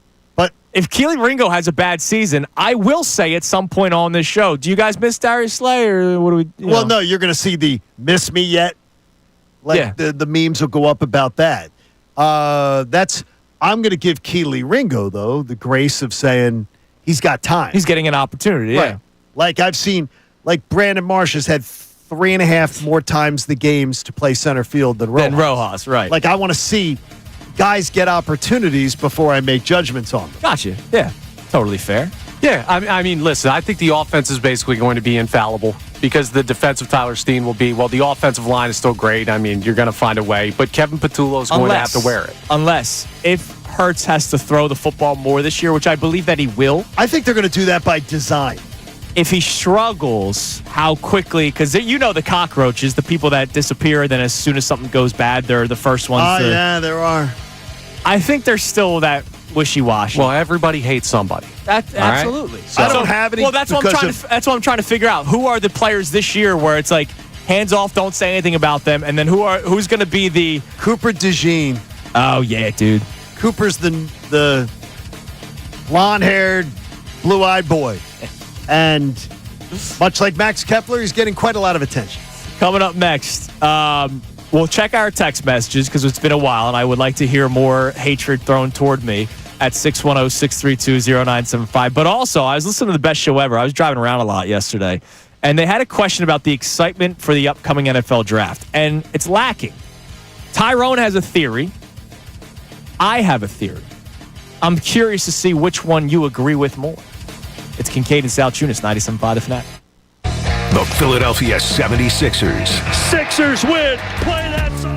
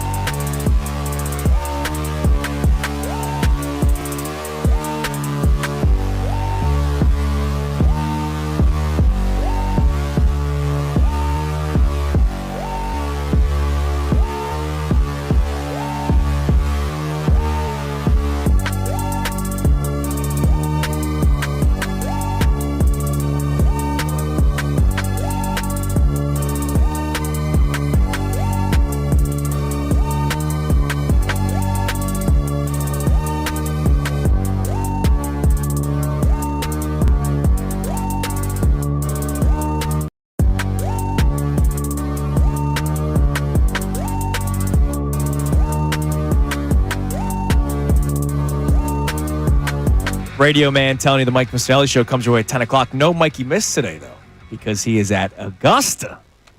I can't tell you that I hope he has a wonderful time, but I am incredibly envious. Oh, of course. It's a wonderful place. Yeah, it's awesome, man. By the way, check out the deal of the week. $50 voucher to Broad Street Brewing in Bristol. Speaking of Mikey Miss, for just $25. Broad Street Brewing celebrates Philly's vibrant culture and rich history with expertly crafted beer that pays tribute to the spirit of Philadelphia. Get this exclusive offer while supplies last at 975thefanatic.com. All right, what do we have on the text line? Go ahead, have at it. What else do we have? Oh, you ready for more? And then I want to get to this NFL draft discussion because I found it interesting what the best show ever was talking about yesterday. But yeah, I have at it, man. He's all right. He's a big boy. This one's interesting because this person agrees with you. And I think they're crazy, and I think their point's invalid. So is this like last time where you said they agree with me and then they didn't agree with me? No. This person actually agrees with you, but their point is invalid. Ray from Center Valley says, to say Super Bowl or bust after winning the Super Bowl the year before is crazy. Yes, they are the betting favorites, but so were the Chiefs going into the Super Bowl last year before getting smoked by the Eagles. Okay, That's I do not erroneous. understand. That's No. completely- So Super Bowl or bust is not whether or not you think they will win the Super Bowl. Super Bowl or bust is what is the bar that you're setting. that is make it exactly. there. Yeah. Make And it there. I just think it's a lot to make the Super Bowl the bar, the World Series the bar, the Stanley Cup the bar, the NBA championship the bar. Conference finals, I feel very comfortable making the bar. And I feel comfortable saying that once again, the 2025 Eagles, the bar for me will be the NFC Championship. Well, I See, I think you gotta have to raise the bar. Yeah, I mean, you got to raise the bar because they went 2 steps past that. Yeah, because they got They to won and it. won And by the way, Super as Bowl. Connor points out very adeptly earlier, so occasionally he does really get into it, is the idea of they smoked. It is one of the largest margins of victory ever when you combine conference championship and Super Bowl champion. They smoked the competition. So to me, that also should raise your level of chestiness because they did that. I mean, they just buried the competition. I can't imagine, a Chiefs fan, a New England fan, or whatever going next year. Well, let's not. Whoa. We just won the Super Bowl. Let's not make it Super Bowl or bust. No, let's just get back to the title game. You guys are acting like I'm saying. I hope they go above 500. No, I'm saying you're saying 2 less wins. Is the thing? I'm like, no. Well, I'm 2 not less wins is saying not going to be good enough. We'll see who they're playing in the title game. But Is there two a team that scares you? I got to see how Minnesota plays. I don't know what the No. I don't know what the quarterback is. Yeah, we can all see how everything plays Yeah. out. In this moment, right now, on April 9th, is Today. there a football team on the planet Earth or in the solar system or the galaxy that is better than the Philadelphia Eagles? Roster wise, I am still intrigued by the Lions. Again, the I coordinators. think that is a fair. The coordinators is a legitimate worry. If you're a Lions fan, you should probably be worried about the 2 brand new coordinators following the year that was supposed to be yours, but you dealt with millions of injuries. See, I don't think that's not unfair. But roster-wise, I'd put them up with the Eagles. I absolutely put them up there with the Eagles. And so, roster-wise. there you go. That could be your potential NFC Championship game matchups, the way it should have been had they not have a million injuries and Ben Johnson decide to have Williams throw a pass. Here's the thing. Stupid. If you match up with that Lions team right now, I expect the Eagles to win the game. I think they're comparable rosters. One team's got rings. The other team does not. One team's got a head coach that I trust It's more in than the other Philly. one. We don't know if it's in Detroit. If all it's that in kind of- Detroit, I'm still taking the Birds in this moment in that game. That's why it's Yeah, Super Bowl or bust. Would you have worried about this Eagles team going on the road and winning this past year? No, I would not have. No, and I think Detroit would have. We said it even before the playoffs started. At some point, the injuries will catch them. It would have caught and it caught them And it against did. the Commanders. All right, so yesterday, and we'll get to more text messages, I promise, because I know people like to hate. I'm one of you. I like to hate, too. You guys know it. I'm very comfortable with hate. Yesterday, I was listening to the best show ever, driving around, and they were talking about the NFL draft, and they actually had a Twitter poll running, brought to us by their friends, Dr. Ravi Donapel. Iron Mountain Men's Health, baby. Check them out. The NFL draft is 2 weeks from Thursday. On a scale of 1 to 10, how excited are you for the draft? They had a 4 or lower, 5/6, 7/8, 9/10. 7/8 won with 28% of the vote, but it was very even. 28% said 7/8, 26% said 4 or lower, 25% said 9/10, 21% said 5/6. So, 50% said above 7 or above, 50% said 6 or lower, and a quarter of it said 4 or lower. Okay. So Tyrone's theory for those who are not excited for the draft was that once you reach the draft, that means the Super Bowl is officially over. I did not hear that part of the show. That's insightful. I never, when you're telling me what is his angle, I don't know what his angle Right. was. That's insightful. Is that means you're officially turning the page. Right. Now, I think it's when the banner drops. When that banner drops. And then kickoff happens, it's okay, time to repeat. So I don't think it ends It sort of in does. April. It sort of does. But I get what he's saying. I do too. And that's his theory as to why people may not be that excited for the draft. Now, I have a theory that I've talked about on the show before, and I know Connor agrees with it. Okay. So it might not be the smartest take. Could not be. No, this is the smartest take. People get more excited for the draft if your team had a bad year and you're going into it with like a top 5, top 10 pick. Yeah, Connor's got a good point there. Well, I They think do. it's Andrew's point My originally. point, Connor just agreed. Well, I just want I'll to give take Connor the some point. Connor, credit. do you get the credit for I'm it? giving Connor some credit. It's like that's why there are people that still think back to the process days, and they would rather go back to that because it was the who could they get first, who could they get second. And Nobody's really excited about the 21st overall pick, even though it might be Tyrese Maxey. And I want those losers that led us down the road to perdition, I want those losers to just shut up and now let the adults take over and fix things. That's not the point of the conversation. Well, that's where I'm at. Okay. What I'm trying to say is I would like them to hush. My theory for lack of excitement is a lot of people know the players that are a top 10 pick. Not many people know the players that could be going in the later 20s, early 30s. We have listeners who are draft nuts, right? There are people that text in, call in. Oh, no, they are, especially the NFL. They have, from colleges that Yeshiva University, right? I don't know if they have a Division III football program, but there are people that know a lot about college players. There are people that love college football. You are a big college football fan, so you might know players. But I also know SEC. Right. I follow the SEC closely. It just means more. I get what Tyrone's saying, but my belief is people get more excited for a draft. If you find out that the Eagles have a top 10 pick, you're like, oh my God, how's the draft board going to fall? When you hear 32, there's the thought of, so you're telling me I might stay up till midnight just to watch them trade out? By the way, I do believe that that's a distinct possibility. Right, exactly. God. So like My that, bedtime's gonna be so messed up. That doesn't intrigue somebody. No, I think you're right. Right? Like, Johnny, we're with Andrew on this one? Yeah, I don't think that's fair. Connor, I think It it's right only what you're took saying. 2.5 hours in the show. No, I think it's right on that one. No, I think that there's a theory that goes beyond just the draft, though. And I think it's the Eagles bender theory. Like, what's that? We were on a bender with this football season. Yeah, we were. And when you're on the bender, you never want it to stop. You want to keep partying, keep having a good time. Sometimes I need the bender to end, man. Well, that's the thing. As soon as you do end it, that's when you're like, I'm never drinking again. Dry January. I'm never partying again. Like, we're at this point where we enjoyed it and we took the Eagles season longer than we believed we were going to. We had that Eagles carryover into the Sixers and Flyers for obvious reasons, but also we were talking about Phillies opening day not being as exciting. Now, though, I think we've hit the dead point of the NFL offseason where the bender ended. And everyone's like, I don't really want to touch alcohol right now. Yeah, I mean, it's like, I can't believe yesterday. Just can't believe, thanks Ron Davis, our fine CPA. Hell yeah, man. Like, the tax day is less than a week away. Yeah. And I was like, okay, it's April 15th. This is flying. We're almost getting to summer. Yeah, well, we're almost to summer. The sports calendar, the sports talk radio calendar, sometimes your off-season conversations are starting in December. Correct. Ours didn't start till March because we had parade week. And and honestly, our draft conversations, if you eliminate when Andrew's with us, our draft conversations have been pretty quiet. Yeah.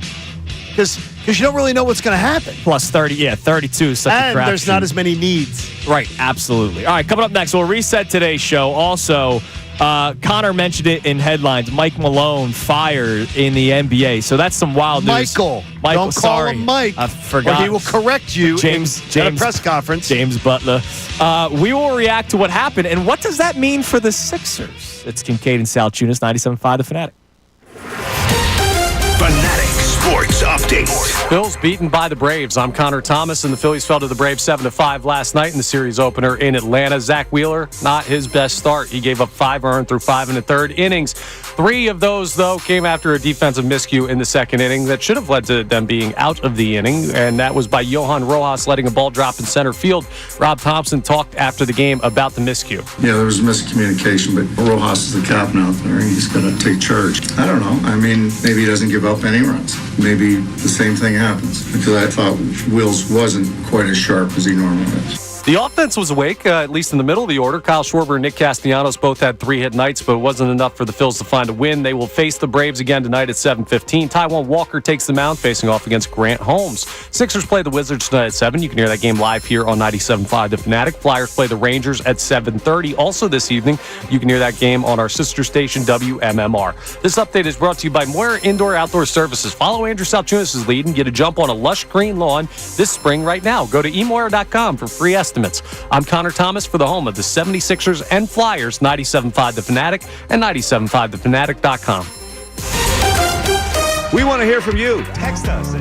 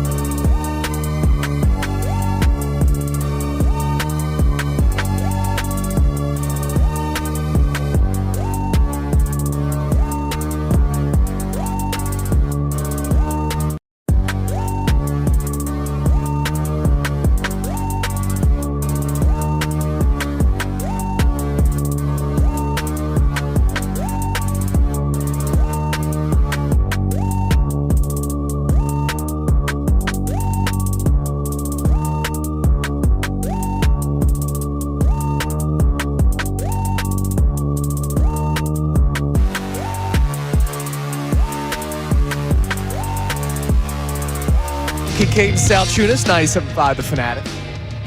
Check our text messages coming up here in a little bit. But obviously, we've been talking a lot about the Eagles today. And it's funny, as John and I talked way back in the 6 o'clock hour off the air, the beauty of sports talk radio is you can prep a show. and then all of a sudden it goes in a completely different direction. Now, the direction does not necessarily mean you no longer talk sports for the rest of the show.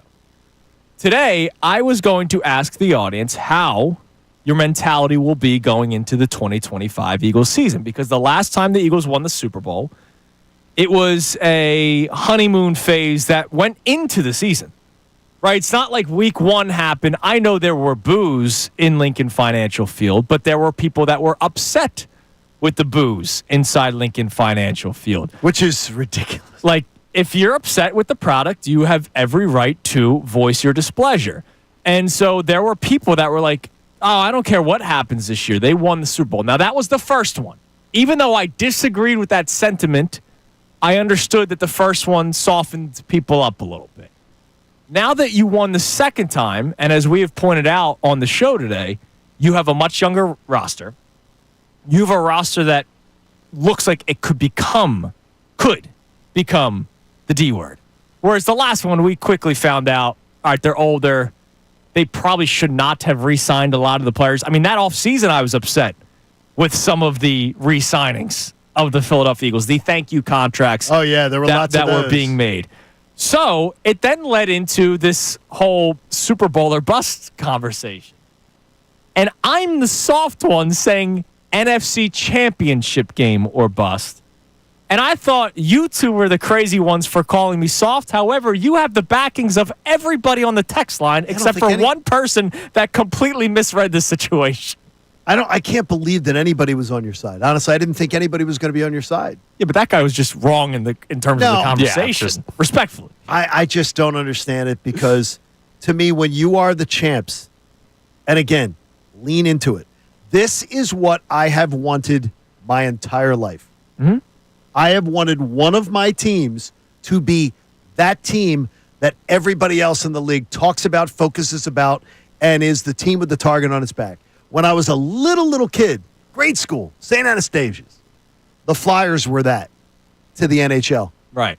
Won 2 titles in a row, lost in the Stanley Cup Finals the third year. They were the Broad Street Bullies. They were the team everybody hated. Everybody wanted to legislate against. We haven't seen that in forever. Yeah, it's been a long time. And I want to see that again. Of course, I want to see it. Yeah, but the thing is, though, lean into it. Lean into the expectation. Don't give yourself the wiggle room of feeling good about, well, if they get back to the title game, I'm going to feel good about them. Don't lean into the expectation of, no, damn well, I should expect more. Win the Super Bowl or fire everybody. No, I don't think that, because you can have a year that you can say, hey, they played great. They lost 31-28 in a great NFC title game. They lost the Super Bowl 27-24, played their backsides off, but just got beat by the better team on that day. You can have those conversations. It doesn't have to be either or. Okay. Let's check the text line, 610-632-0975. You're listening to 97.5 The Fanatic, WPEN HD1, Burlington, Philadelphia, a Beasley Media Group station, broadcasting live from the Comcast Business Studio, powering possibilities. We'll also get into this NBA news from yesterday, and we'll tie it into the Sixers. Yeah. But what do you got on the text line? So Khalid from Northeast Philly brings up an interesting point. Obviously, he's against your take, like everybody is, yes. But he says, if for the next 3 years the Eagles lose in the NFC Championship, will that be good enough for you? When is it Super Bowl or bust, if not right now? That's a great question, too. If you told me right now that they got to 3 straight, now that would be 4, but 3 more NFC Championship games, sign me up. And lost every one? Now. So you want to relive Andy Reid? Wait a minute. Coming off of what we just celebrated, it's not the same as when Andy was here. When Andy was here, we had never been to the fountain. You're trying to get over the hump. We've twice seen the parade. Yeah, but it's John, not good enough John, anymore. even you say that, like, you have said that we've talked about like the Bills thing. Sure, you would take that, but because that means your team was good every single year. But they've never won. The Bills wouldn't take that if they've won 2 Super Bowls in 8 seasons, not 7, 8 seasons. They would just drives me crazy every time I hear 2 and 7 seasons. No, it wasn't. Why does it bother you? Because it's 8 seasons. Because it's 8 seasons. It's not 7 seasons. But John is right. So it's like I just said, look, when you win and you've seen 2 parades, no. Just getting to three NFC title games. You just said, all right, hard-fought NFC title game. Okay, fine. Yeah, but then the next year it happens again, and the next year it happens again. No. If you're flat broke and you get $100, that's great. If you have $1 million on the table, why would you take the $100? I don't get your energy. It's 100 more. I swear to you, I honestly There's something wrong today. would think that it was April Fool's Day and you were trying to punk me, because in the year and 2 months we've worked together as partners, I have never been more just sort of surprised or sort of shocked by what's coming out of your mouth. Don't say you're disappointed. That would hurt. No. That would hurt. No, my believe feelings. We're still proud of you. No, Thank that you. was Betty's secret weapon. Thank you. Yeah, I know. That was That's Betty's the worst. secret weapon. Whenever Dad dropped that on me. When I got it, I'm disappointed in you. Yeah, I'm not why don't angry. you put a knife in my heart? Betty would use the line is, I don't have the energy to be angry with you. I'm just disappointed. Yeah. And the minute I heard that, sad. Yeah, why don't you put the dagger in my heart, Mom? It was terrible. Jeez.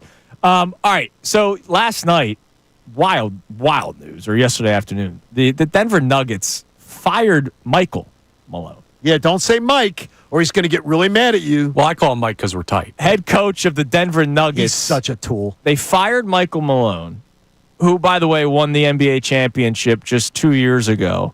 And his team is currently tied with the Clippers for the 4th seed in the Western Conference at 47-32, just 5 game backs of the 2 seed. The Thunder are running away with that conference, so not many teams are fighting for the 1 seed in the Western Conference. The Nuggets have 3 games left in the regular season, so they've dropped 7 of their last 10. All right. So if the reasoning is we want to try to get some sort of shot, maybe the messaging isn't there, I don't give a damn. That is a stupid thing to do with just 3 games left in the regular season. You know what his messaging was, though? Have you gone? Now, I had to go back yesterday because people linked to it. A few people linked to it on Twitter. I don't know. His post-game press conferences where he's throwing his players under the bus. Guys aren't like watching the film and all that kind of stuff. Yeah, I saw some of that. It absolutely may be true. And I would tend to believe if a guy who's an NBA championship coach is calling them out for doing it, it is true. But once again, soft city. It's today's day and age. Yeah. Can't do that in today's day and age because, guys, you're getting in their feelings. And, oh, by the way, they've also announced... You're going to hurt their feelings. They've also announced that they will not be extending the contract for their general manager, who may have found the best player in the world and added to the roster that won them the championship. But it's been the move since the championship that everybody's like up in arms back on.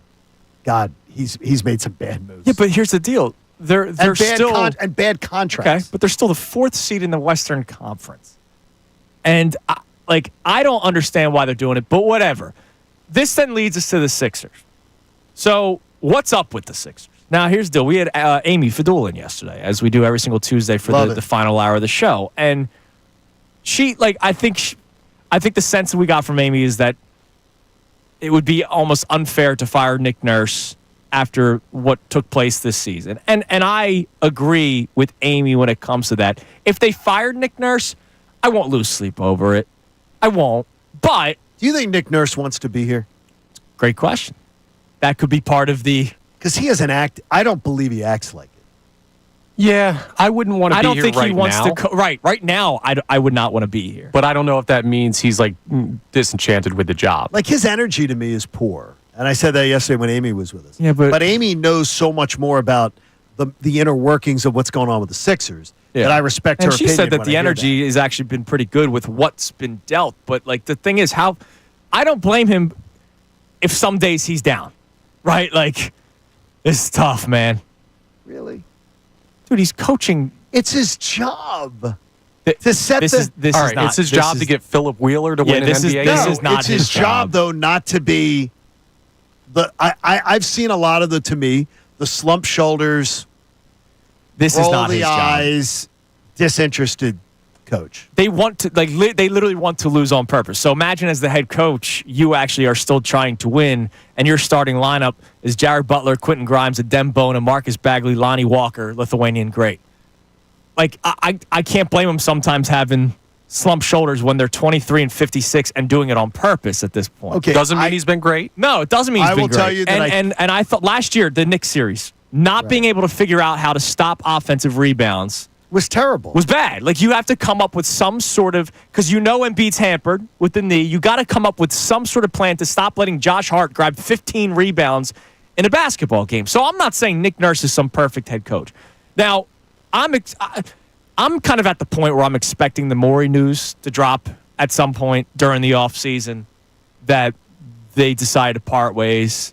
And who knows if Bob Myers is the guy waiting in the wing, but that's kind of like signs point to that being a possibility that Joshua Harris brings with him to the Commanders and he wants to get back in the NBA. Kind of makes sense. But coming up next, we have our 5 best minutes of Schefter that we'll play for you. Michael Malone, you heard yesterday on NBA Live, they said that he could get any job he wants. Right? The second the offseason's open and jobs are open, he can go wherever he wants that's available. Would you want to come to the Sixers? Why would you? We'll discuss a little bit more Seriously. next. It's Kincade and Salciunas, 97.5 The Fanatic.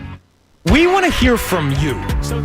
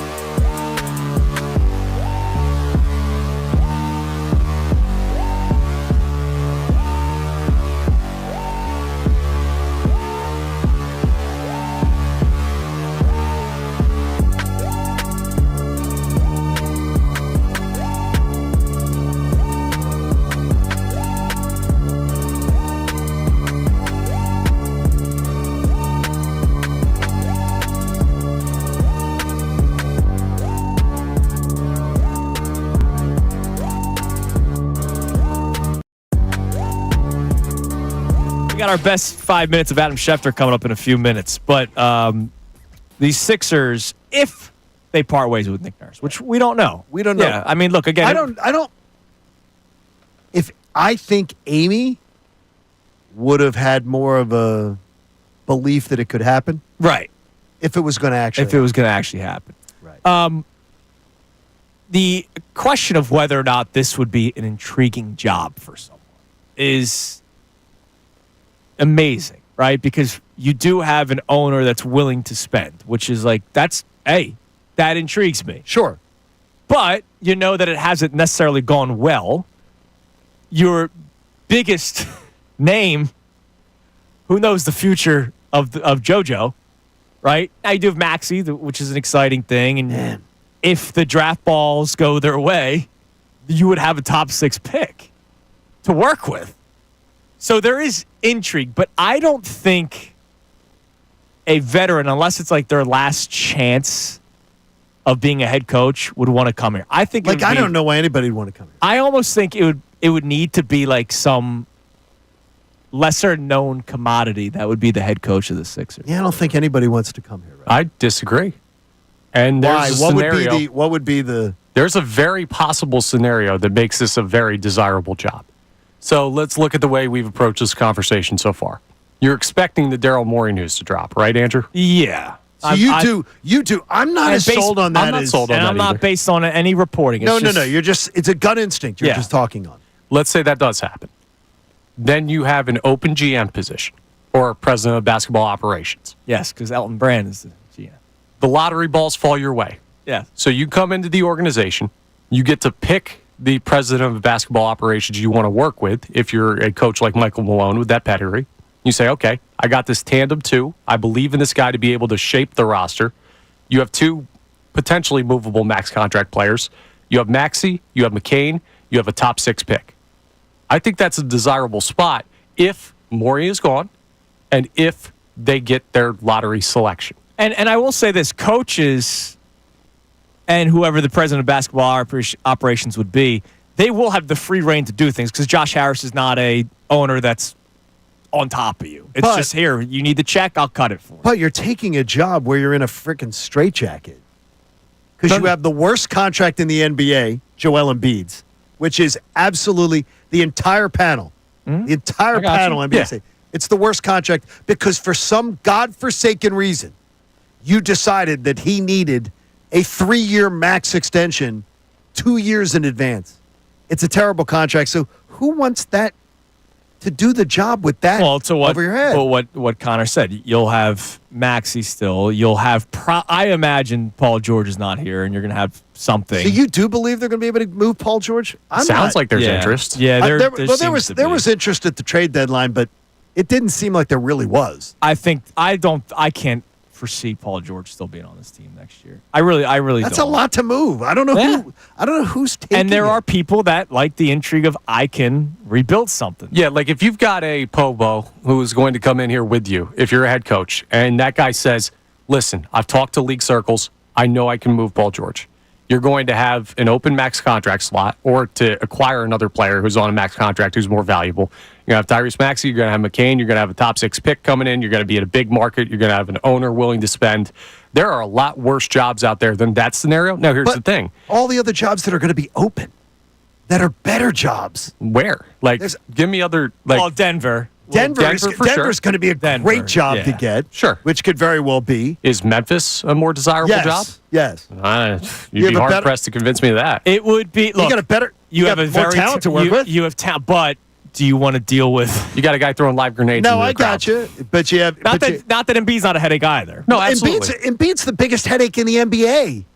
Come on, boys. Like look at some of the organizations. He's the biggest headache in the NBA. The contract, the work ethic, the mopey attitude. Okay, but like... He's the biggest albatross you could take on. He's not. He's the biggest for you because you've watched him every day for the past 4 years. But the NBA doesn't look at him the way the Sixers fans do. He's a headache, but he's not as big of one as he seems to the fan base because we have to deal with it constantly. I would say Dylan Brooks might be a headache. Yeah, Draymond Green's probably a headache. Draymond Green might be a bigger headache. He's a headache. Than Joel Embiid. By the way, we'll play the 5 best minutes of Shefty next segment because I can't let this one slide. What does it be? Did you catch what he said? Who, me? What do you Yes. mean? What Schefter What'd I said? say? No, what Connor said. Pobo? Pobo. I have never in Pobo? my you hear president of basketball operations. Pobo. They do Stop it for president of baseball operations, too. It's just an easier way to say it. Never in my I've never heard life it. They do heard it. somebody call the they doing president it? of basketball or baseball operations the Pobo. Okay, who's... I thought you were talking about a sandwich at first. And you said, by the way, those are good. thought you What are you were talking talking about? about a po' boy. Who? You said they. Yeah, who's they? I've heard other Your reporters boys? and people who do sports talk say Pobo. Well, there's a lot of dorks in sports talk. I want to know the executives that are No, using it's it. easier. President of basketball operations is a mouthful. I said Pobo. Yeah, but I don't think that's crazy. But here's the deal. That's right. I guarantee you there are more people that are with us saying that they never heard that. Going, what's going So on you with can't that? just throw out Pobo and expect everybody to know what Well, you're guess talking what? about. A lot of people hadn't heard of sliced bread, too, but that was a great invention. Pobo. Get on the train. It's like, what was the Mean Girls? Stop trying to make fetch happen. Right, yeah, exactly. Yes. You're trying to make Pobo I didn't try happen. and make it happen. I just said it, and you couldn't comprehend it. I'm sorry that you didn't I think did, about that. I did comprehend it after I thought you were talking about a sandwich, and then you started talking about the front office. All right, well, give us a text message. All right, Bobo. Because we got time for one, and then we'll play the 5 best minutes of Adam Schefter next. All right. So Stan from Yardley. The 5 best minutes, the FBM. All right, calm down. Stan from Yardley. We're going to go back to angry at Salciunas for his Eagles take. That's just because you're angry that I called you out for Pobo. Says Andrew represents the soft underbelly Oh of my unstable, emotional Philly fans. Can't do that type of stuff in a year where your team won the Super Bowl. And I'm telling you right now, the second Jalen Hurts throws a bad That's not the interception, issue. or if something happens and I call it out, that person's going to text you, oh, it's going to be It's not the issue. The issue is the soft belly. The soft John, the softies is every time you're critical of a player and people cry about it. I got That's you. the soft nature. I gotta That's tell you. the soft underbelly. I got to tell you, this is your chance in life to embrace being the big dog on the block, and you're John, a people little still worried. get upset if we call out Bryce Harper because he they picked do. us. Oh, they do, and they still defend him not running out ground balls. Right. And So not what is hustling. that? I'm the problem. I'm the soft underbelly. You sound like it. God. Little bit today. All right, coming up next, your 5 best minutes of Shefty. Also, Connor said yesterday that game 1 was a sneaky important game because of what we have game 2. They lost game 1. Gotta hope that the clock hasn't struck midnight for a certain pitcher today. It's Kincade Salciunas, 97.5 The Fanatic. Fanatic Sports Update. Bills fall to the Braves. I'm Connor Thomas, and the Phillies lost to the Braves 7-5 last night in the series opener in Atlanta. Zach Wheeler had a rough outing. He gave up 5 earned through 5 1/3 innings. Now 3 of those came in the second inning after a misplay by Johan Rojas in center field, letting an easy fly ball drop in front of him. Rob Thompson talked about the issues with that play after the game. Yeah, there was miscommunication, but Rojas is the captain out there, and he's got to take charge. I don't know. I mean, maybe he doesn't give up any runs. Maybe the same thing happens, because I thought Wills wasn't quite as sharp as he normally is. Now, the middle of the lineup was certainly sharp. Kyle Schwarber, Nick Castellanos both had 3 hits in the game, but it was not enough for the Phils to find victory. They'll face the Braves again tonight at 7:15. Taijuan Walker takes the mound, facing off against Grant Holmes. Sixers play the Wizards tonight at 7. That game live here on the Fanatic. Flyers play the Rangers at 7:30 this evening. That game will be live on our sister station, WMMR. This update is brought to you by our friends over at Mercedes-Benz. That feeling of owning your first Mercedes-Benz is hard to believe, but it's real. From the leather stitching to the iconic design, every element of a Mercedes lives up to its reputation. See for yourself at your local dealer. I'm Connor Thomas for the home of the 76ers and Flyers, 97.5 The Fanatic and 97.5thefanatic.com. Philadelphia Sports.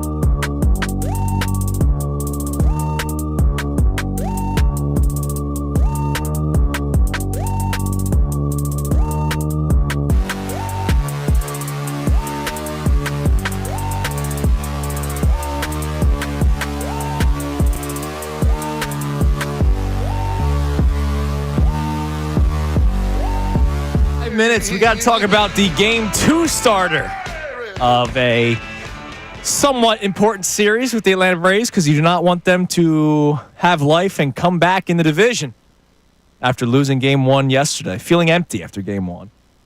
Taijuan Walker on the mound for Game 2. We'll get into that in a few minutes, but Adam Schefter joins us every single Wednesday, and around this time, we'd like to play the 5 best minutes of it. Here it is. From the ESPN, our man, Adam Schefter. Shefty, it's been a spirited day on the show, actually. Very spirited. I'm getting attacked by everybody, and that's okay. I'll be the voice of reason. That's all what it is. But, Shefty, I saw on the Adam Schefter podcast, I read a quote that you are guaranteeing something for the Philadelphia Eagles to do come draft day, draft weekend. Would love for you to talk about it, and then John Kincade would like to have a word with you. But can you please tell us what you're guaranteeing from the Eagles? Well, I didn't guarantee anything. I don't know where this came from. I was actually in the city yesterday doing some work, and my boss texted me, "What did you say about the Eagles?" I said they have 20 picks over the next 2 drafts, and they would be the team that I'd be most confident in doing something during the draft, whether they're packaging picks to move up or trading for a veteran later in the draft. That was what I said. Now, I said, what did it say that I said? Because what you say and what it says you say are 2 different things oftentimes. So I think he told me something like the Eagles were trading for Tyreek Hill, which I never mentioned. No. That's not it was just it was portrayed as Adam's guaranteeing that the Eagles are going to be making trades at the draft. And I said, did Adam also guarantee that the sun will come up and that water is wet? I said that didn't sound like the end. Well, look, we expect you to know the inside skinny. That's not the inside skinny. Well, all I said was that they've got 20 picks, that they are the team that's most likely to be moving around and making things happen on draft weekend. That's what I said. Well, then there you go. Yeah. I mean, and that should be the case, right? Absolutely, with all the picks they have and the needs that they have. Yeah, and there are needs. I think people forget that sometimes. They've been so successful and so productive and have such a high winning percentage that people forget that they lost a lot of key players on the defensive side of the football, a lot. And there are definite holes that they're going to have to fill here in the coming weeks. And they've got ammunition. They got 8 picks this year, I guess 12 next year, and I think they're going to be of the mind to move some of those picks and make some things happen here. So, Shefty, we're having an April 9th football discussion today, all right? Yep. As we're getting closer to the NFL draft, 2 weeks and a day from the first round of the NFL draft. But earlier this morning, I'm asking the audience the question of what the mindset will be for fans going into the 2025 season. Because the last time the Eagles won the Super Bowl, Philadelphia softened up a little bit after the Eagles won the Super Bowl. And I'm wondering, will it be different this time? This then led to another conversation where I said it is crazy to say Super Bowl or bust. And I am being attacked for it. Yeah, he's getting attacked viciously because I don't understand when you win the Super Bowl and Las Vegas looks at everything and goes, man, you're loaded. You should be those expectations. Run towards the expectations, not from them. I'm being attacked for saying NFC Championship game.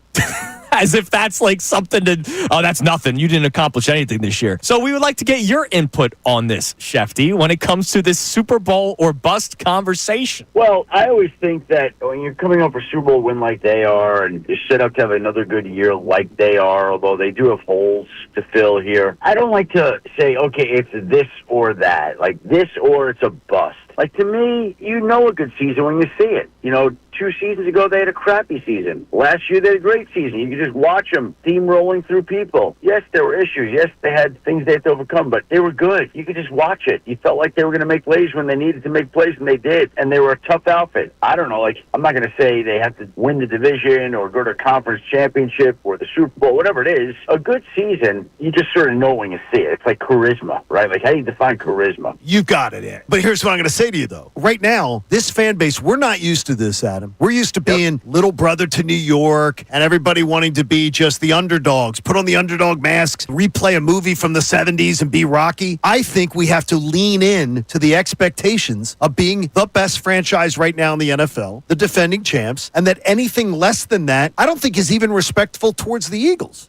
Well, they are the defending champs. And by the way, outside of maybe the Chiefs, they've been the best organization in football for years now. Like, they look at their record. If we add up the one-loss records over the last 5, 6, 7, 8 years, going back to the year they won the Super Bowl, would anybody have a better one-loss record than them? Not many. Not many. So, look, at the very least, they've been a top team. And so when you're that good and you're the defending champ and you've got 2 Super Bowl rings and parades, those are badges of honor. And you would expect that they'd have to wear them appropriately. We're 2 weeks and a day away from the NFL draft, and we all kind of get the same feeling that the Eagles would be a team that would be likely to make a trade. If they were to do that for a veteran, maybe a player on an expiring contract, maybe a player on their rookie deal, do you have any sort of sense of where they could target position-wise? Because they do have a lot of areas that they need to address defensively. Howie Roseman, is he more of a veteran cornerback guy, veteran edge rusher guy? What's your feel on that, Schefter? I mean, I don't know who the guy's going to be right now. I can tell you that, right? But what I would say is that they lost 3 players along their defensive front. They lost Brandon Graham, they lost Josh Sweat, they lost Milton Williams. They lost 3 players in their secondary. They lost Isaiah Rodgers, they lost Darius Slay. N'Kobe Dean is still getting over his injury. They lost Aaron Burks.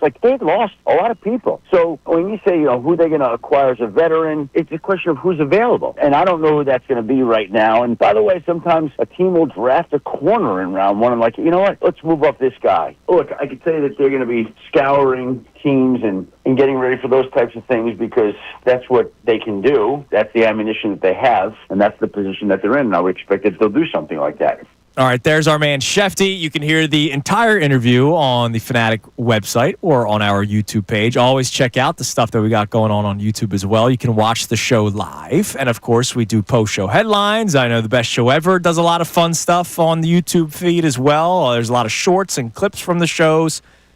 So check those out. All right, so tonight, Game 2 of this Phillies-Braves series. And Taijuan Walker will be on the mound going up against Grant Holmes. The over-under on FanDuel is 8.5. Actually, less than I thought it would be. Might take the over. Walker pitched very well in his last start. Yes, he did. He pitched outstanding. I just have to hope that the clock has not struck midnight. I said it, and I am not afraid to repeat. I wished that was his last start because I don't believe he's somebody that you go, let's keep on going. I don't like you doing this, though. Because he shoved it in your keister. Yeah, against the Rockies. I'm worried against the Braves that, The Rockies were hitting better than the Braves. I mean, let's be real. I got you. They were hitting better than the Braves. I don't care about statistics. I'm just saying it's no, but I mean, don't degrade a guy then when he has this great outing when everybody was telling you how disastrous he was. I wished instead applaud him. I did applaud him, and but why then say, well, now I'm worried he's going to go right back to who he is? Because he's not good. Because I'm worried that he's going to go right back to where he is. I don't think he turned the page. I don't think he's all of a sudden the Taijuan Walker you signed. Can he be average? Are you telling me he can't be average? I don't probably can't be average. Yeah, I really don't believe it, John. Okay. Again, why don't we worry that this team has problems?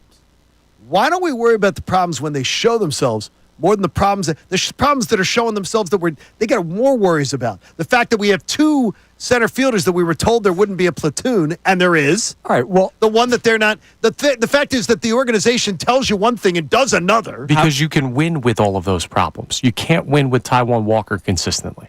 Yeah, how about I say this? I believe there will be a problem. But I mean, we're wasting time worried about Taijuan Walker when this team has serious problems. He's the starter today, John. We got to worry about him. No, but there are more serious problems to worry. He's going to be a starter. Maybe this is the last time. Depending on how they've got everybody stretched out, this might be the last time. That is a minor little blip on the radar compared to the problems this team has. Well, we have said that we would not you wanted to bury the Braves. You unfortunately lost Game 1. But you can still bury the Braves 2 out of 3. You could. The bats need to come to life tonight. And they did yesterday. They did put up a decent amount of runs. Just the pitching could not keep the Braves down. I'm just worried if they were able to touch up Wheeler, they might be able to touch up Walker. Today's an important game for the Phillies. You don't want to drop this series and all of a sudden give the Braves life. And you don't want to be trying to avoid a sweep. If you leave town and you leave the Braves 3-9, like let's say you win 1 out of 3. Right. I'm not exactly concerned that you've given them life. If you get swept, yeah. Oh, if you win 2 games, man. If you win 2, 2 out of 3 is what the Braves are supposed to do in it. Yeah, but they had one win coming into the series, and it was against the damn Marlins. This is a big, big turnaround for them if they win this series. You don't want that to happen. And you don't want the bats to come to life against potentially Taijuan Walker, which it's a big start for him. I obviously hope for the best. Duh. I don't know what I'm going to get. 8.5 though. I would take the over. Because it's not like Grant Holmes is some stud either. No. This is going to be the 1-0 final after Wheeler Sale exactly. yesterday. You're right. We thought we were going to get a pitcher's duel yesterday. You get that. We'll get it today with Taijuan Walker and Grant Holmes. All right, coming up next, we will check our text line, and we also have the Key 3, the 3 best minutes from today's show. That comes your way next here on Kincade Salciunas, 97.5 The Fanatic. Mike Missanelli. When I look at the Dodgers, I go, okay, they're going to probably get...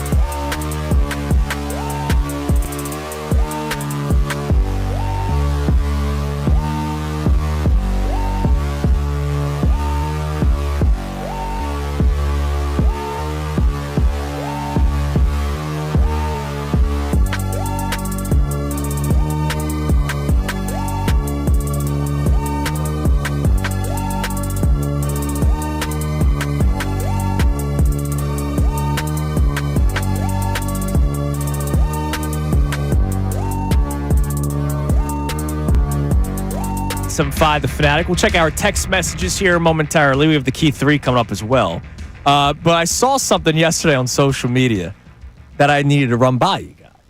And it's interesting because today, this morning, before the show started, I went deep 07, 08 hip-hop music before... You did. You really did. Before the show started. And I was amazing, John, with my ability to know a lot of the lyrics. And more importantly, just I didn't know. Again, something I learned about you. I didn't think that was in your wheelhouse. There is not a genre of music that I necessarily don't like. Like, I listen to everything. Like it would be... Like, I grew up breakfast with the Beatles, classic rock in my dad's car. Then I was in middle school, high school. I listened to a lot of rap and hip-hop. I became a country music fan because of a girl. Like, you know, all this stuff. One of my buddies up here always says you're the squarest white guy that knows, like, hip-hop artists, knows rap artists and everything. I said, Atlanta was such a haven for it. Absolutely, You'd be meeting these performers. Right. You'd be doing it, so it's a little bit different. I don't know that it would have been if I had just been here the whole time. Right, exactly. So earlier this week, obviously over the weekend, Alexander Ovechkin broke Wayne Gretzky's all-time goal record. Unbelievable. And so that night, they had a party at his favorite restaurant, Balos Estiatorio. Have you ever been here, Mr. DC? I have not. I was just at Joe's Stone Crab there, which was awesome. Well, that's not where the post goal celebration party was. By the way, he must have knew he was scoring the goal that day because you don't just have a party. You got to prepare that stuff. Okay, that's good. When he walked in, somebody immediately gave him 2 beers. They look like Heineken's. Okay. Yes, they were in the green bottles. So Heineken, Peroni, Stella, but they look like Heineken's. However, they had his favorite song playing as he walked into the restaurant. Bands a Make Her Dance. Hell yeah. Is such a random favorite song. And old of age of what? 12? Juicy J. What year? I don't even know. I mean, that's.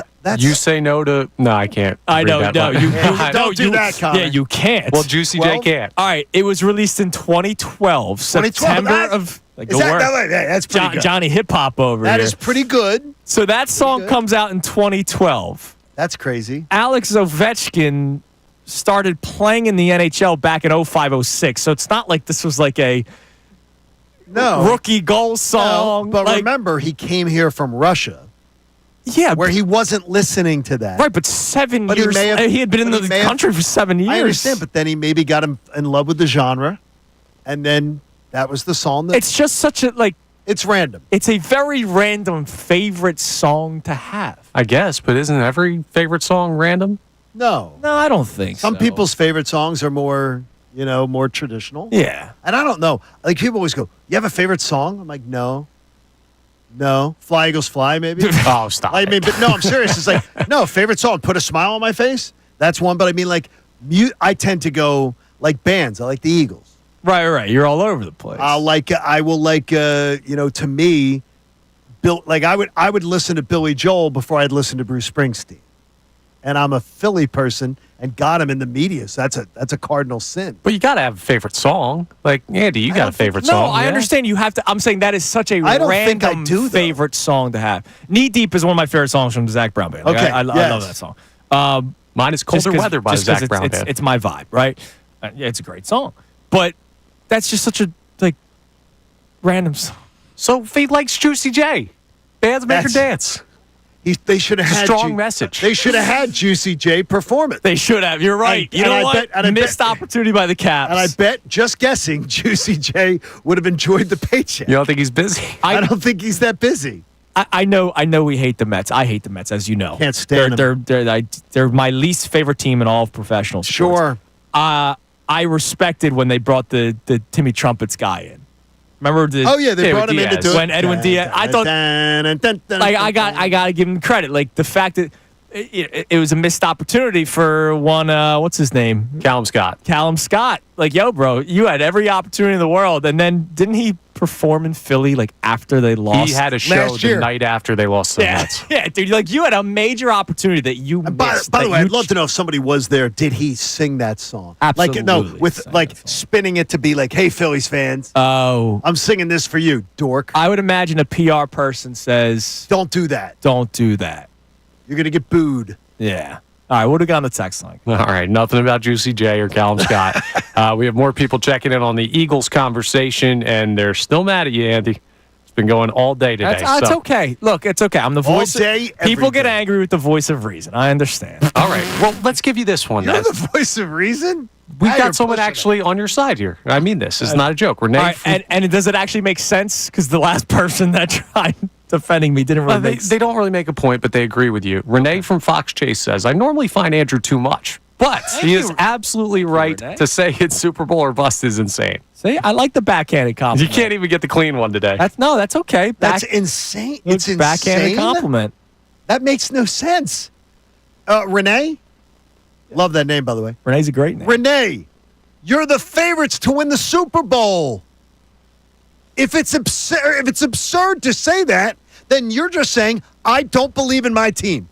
Because the outsiders, and the experts believe in your team more than they believe in any other team. There's going to be 12 other Super Bowl or bust teams out there, too. No, there won't be. But the Super Bowl or bust may be Buffalo. The Super Bowl or bust meaning it's different when you're Super Bowl or bust and you've never done it. It's far different when you've done the Super Bowl twice in 8 seasons, and you get that done. Yeah, like Detroit is living on hopes and dreams. They're Super Bowl or bust. They are Super The Bowl or Detroit bust. Lions, Yeah. Buffalo. But you know who else is Super Bowl or bust? Whoever's at the top of the standings that's expected to be the champion. They're Super Bowl or bust. Just in the weight of expectations, they're that good. Like if the Eagles aren't, who is? Unless you get soft, and maybe that's what's going on. I can't believe championship title game, NFC championship game or bust is good enough for the Mr. Softy theme song. I think Dr. Avinan Appel may be able to help you, Andrew. He might. He's got all kinds of things, and they're very Tesnor, man. might be able to work. He'll do something for you. I promise. All right. Yo, Coach. Yo, stop it. It's like we were Coach Carter. All right. It is time now for the Kincade Salciunas Key 3. I think you best need to minutes. see Coach Carter. 3 best minutes. That's a great movie, by the way. Uh-huh. One of my favorite basketball Is it movies. really? One of my favorite sports movies. I love Coach Carter. All right, Key 3 best minutes from today's show. Now, the Kincade Salciunas Key 3. Today's best. What will your mentality be going into the 2025 Eagles season? I'm amazed that not saying Super Bowl or bust is too, laissez-faire? A little soft. Why? Look, NFC Championship Well, here's the game. thing Look, is- it's hard to say Super Bowl or bust, World Series or bust. it's not. When you're the youngest team in the NFL, when you are the Super Bowl favorites in Las Vegas, after winning it, you are the odds-on favorites to win it again. It's absolutely soft to be like, yeah, it's too hard to But say if they Super Bowl get and to bust. the NFC Championship game and it's the whole, they lose a hard-fought game, are we really going to be... Listen. You know there's going to be a hot team this year. The Lions aren't going to be bad. I think they're going to take They're a slight not. step back because they're coordinators. But, the Lions are still a good team. The Vikings are a good team this year. It's going to be tough sledding. Every year it's tough sledding. Okay, it's tough sledding. I don't think they're going to beat the crap out of teams like they did last year against the Commanders and then the Chiefs. Okay, maybe they're slightly worse, and they just beat those teams. And they beat them 27-20, or they beat them 31-28 on the last-second field goal. But when you're the odds-on favorites to win the Super Bowl, I don't like how you're talking this morning. Honestly, I don't. I'm going I'm setting it up with, I think you're sounding like the people that you're talking about from 2018. No. The people from 2018 didn't give a damn if they lost the game. I was upset right away. Well, then you're lowering the bar of expectation. I think too Title low. game, NFC championship game is lowering the bar. You're the number one odds to win the Super Bowl. They didn't just win the Super Bowl last year. I know. William Sherman burned everything on the way to the Super Bowl. They went for the dagger, baby. I mean, they murdered teams in the 2 biggest games of the year, and they haven't taken a major step back. So dude, Super Bowl or bust. Bills lose 7-5 to the Braves yesterday, And it was just, I left the game feeling empty. You know, it just fell apart. And they lose 7-5. And, you know, you're watching Tanner Banks out there in the ninth inning just trying to get a couple outs for you. And it was just ugly. I left that game feeling very empty. I left the game feeling wasted opportunity. Yeah. Like it's not a loose sleepover game. I did not, but that was a game that does play to some of their construction weaknesses. Yeah. That Dave Dombrowski ignored. From the ESPN, our man Adam Schefter. I don't know who the guy's going to be right now. I can tell you that, right? So when you say, you know, who they're going to acquire as a veteran, it's a question of who's available. And I don't know who that's going to be right now. And I can tell you that they're going to be scouring teams and getting ready for those types of things because that's what they can do. That's the ammunition that they have, and that's the position that they're in. And I would expect that they'll do something like that. There's no ramp-up period for Kevin Patullo. Kiss my hiney. Damn right. There's none of that. Well, He's got the most talented offensive core in the NFL. The best line, or one of them. Yeah. The best wide receiver core, or one of them. The MVP Super Bowl quarterback. He's got Saquon Barkley. I don't want to hear anything about, let's be patient with Kevin Patullo. He's got to be able to, oh, crap. None of that. Absolutely none. That's 100% on Rojas. And I'm still not making any excuse. He has to take charge of that. But there's zero reason for your left fielder who doesn't know how to play the position, doesn't understand, you don't say anything. He should not be yelling. Because the minute you're yelling, the guy assumes you're yelling that I got it. That's what he assumes. You should not be. But John, he doesn't know angles. I understand. He may think that ball's coming to him, and then the way the wind's blowing and the ball should have come right. Sosa could easily have caught that ball. Easily. That's center fielder's ball. No, but Sosa could easily have caught that ball. Yeah. You can't be spinning that. He easily could have caught it. And he's yelling to him the whole time. Even easier for the center fielder. No, it is, but he's right under There's no excuse for Rojas. He's right under it. I got to tell you, I'm looking at the DNA. I see a strand of Colarulo in you. You're straddling a fence here. No, I'm not straddling a fence. I think it's crazy to say I need them to win the Super Bowl or else. Then we never need to hear you talk about, I want a dynasty. Because you can't have a dynasty without winning the second one. But you got to win the second one this year. I want a dynasty, but I want to have $1 million. No, it isn't. That's not like you wanting to have $1 million. You're the favorites to win the Super Bowl of all 32 teams. $1 million things have to happen for you to get to the Super Bowl. Seriously? What a day. I'm so glad I got to relive it. It Three has been best minutes from today's show. It's been an interesting day. Imagine what DeCheco's in tomorrow. Can't wait. Yeah, tomorrow, Andrew DeCheco for more than an hour. Yes. Because you got to bounce a little bit. Academic symposium tomorrow. That's amazing. Now, if football guy Andrew DeCheco, your pride and joy, your relationship with him, damn right, tells you that you're being soft baby, you know what today? We'll find out. Will you cry? Maybe. Okay, we'll tune in tomorrow to see Andrew Salciunas potentially cry. I might. There's a strong chance. Speaking of tears, we have not gotten to this at all today. Okay. We should have been more angrier with the Phillies loss yesterday. Blooper. More angrier than we were? Blooper. Okay, what Blooper do now? Well, we're at war. Well, it's a war with Blooper on social media. With knockoff fanatic? And if the Phillies won, we have more ammunition. The problem is the Phillies lose, and now if Taijuan Walker gets lit up, then Blooper's really having fun? And Blooper only tweets when they win. Well, he does. And so we need the Phillies to bounce back. Come on, Phillies. All right, do us a favor. We went to war for you, for the fanatic, not the radio station. No. The mascot. I mean, seriously. The mascot that they completely ripped off. Well, also, I think they ripped off Blooper tries to be gritty. Online, he tries Blooper to be gritty. He thinks he's, but he literally drives a quad. Oh no, he's a total knockoff. He does the hip thrust. He's a total knockoff. He literally does what the fanatic does. Was such a bad introduction. So we need the Phillies. We need the Phillies to. I had to help us out here. I had to get the talking to working on the flagship station of come on, don't rip it too bad. Don't rip it too bad. Yeah, really? Rip it. Yeah, please, come on. Don't rip it too bad. Really? I didn't get really ripped for my Gritty stuff. Don't rip it too bad. Nobody ripped me. Why would you be ripping Gritty? Gritty's freaking awesome. Yeah. Gritty's awesome. And Gritty's original in the NHL. Damn right he is. And he's original. Hey, Window Nation is original too. And they make a donation to the American Association for Cancer Research. Why don't you do it today at 975thefanatic.com/AACR because cancer research saves lives. Everybody have a great, great rest of your day. What's coming up next? It's the Mike Missanelli Show. Have her no Mike Miss. With Bill and Ray? Bill, Ray, Austin is going to be producing Austin's the there. show. Good so job. make sure you're listening. Also, your next chance to win $1,000 right at 10. Real quick on this one, real quick. Ray Dunn, guest, like sort of analyst tonight for my class. How about that? As the kids do their monologues in front of the class, do their opening monologue of a show. Ray Dunn, like easy? Yeah. You think he's going to go soft on him? No, I think he's going to take the putter, break it. He's going to go all Simon You got to be Cowell. tough in this business. All right, have a great I'm day. not letting that one go, Ray. All right, talk to you guys tomorrow here on The Fanatic.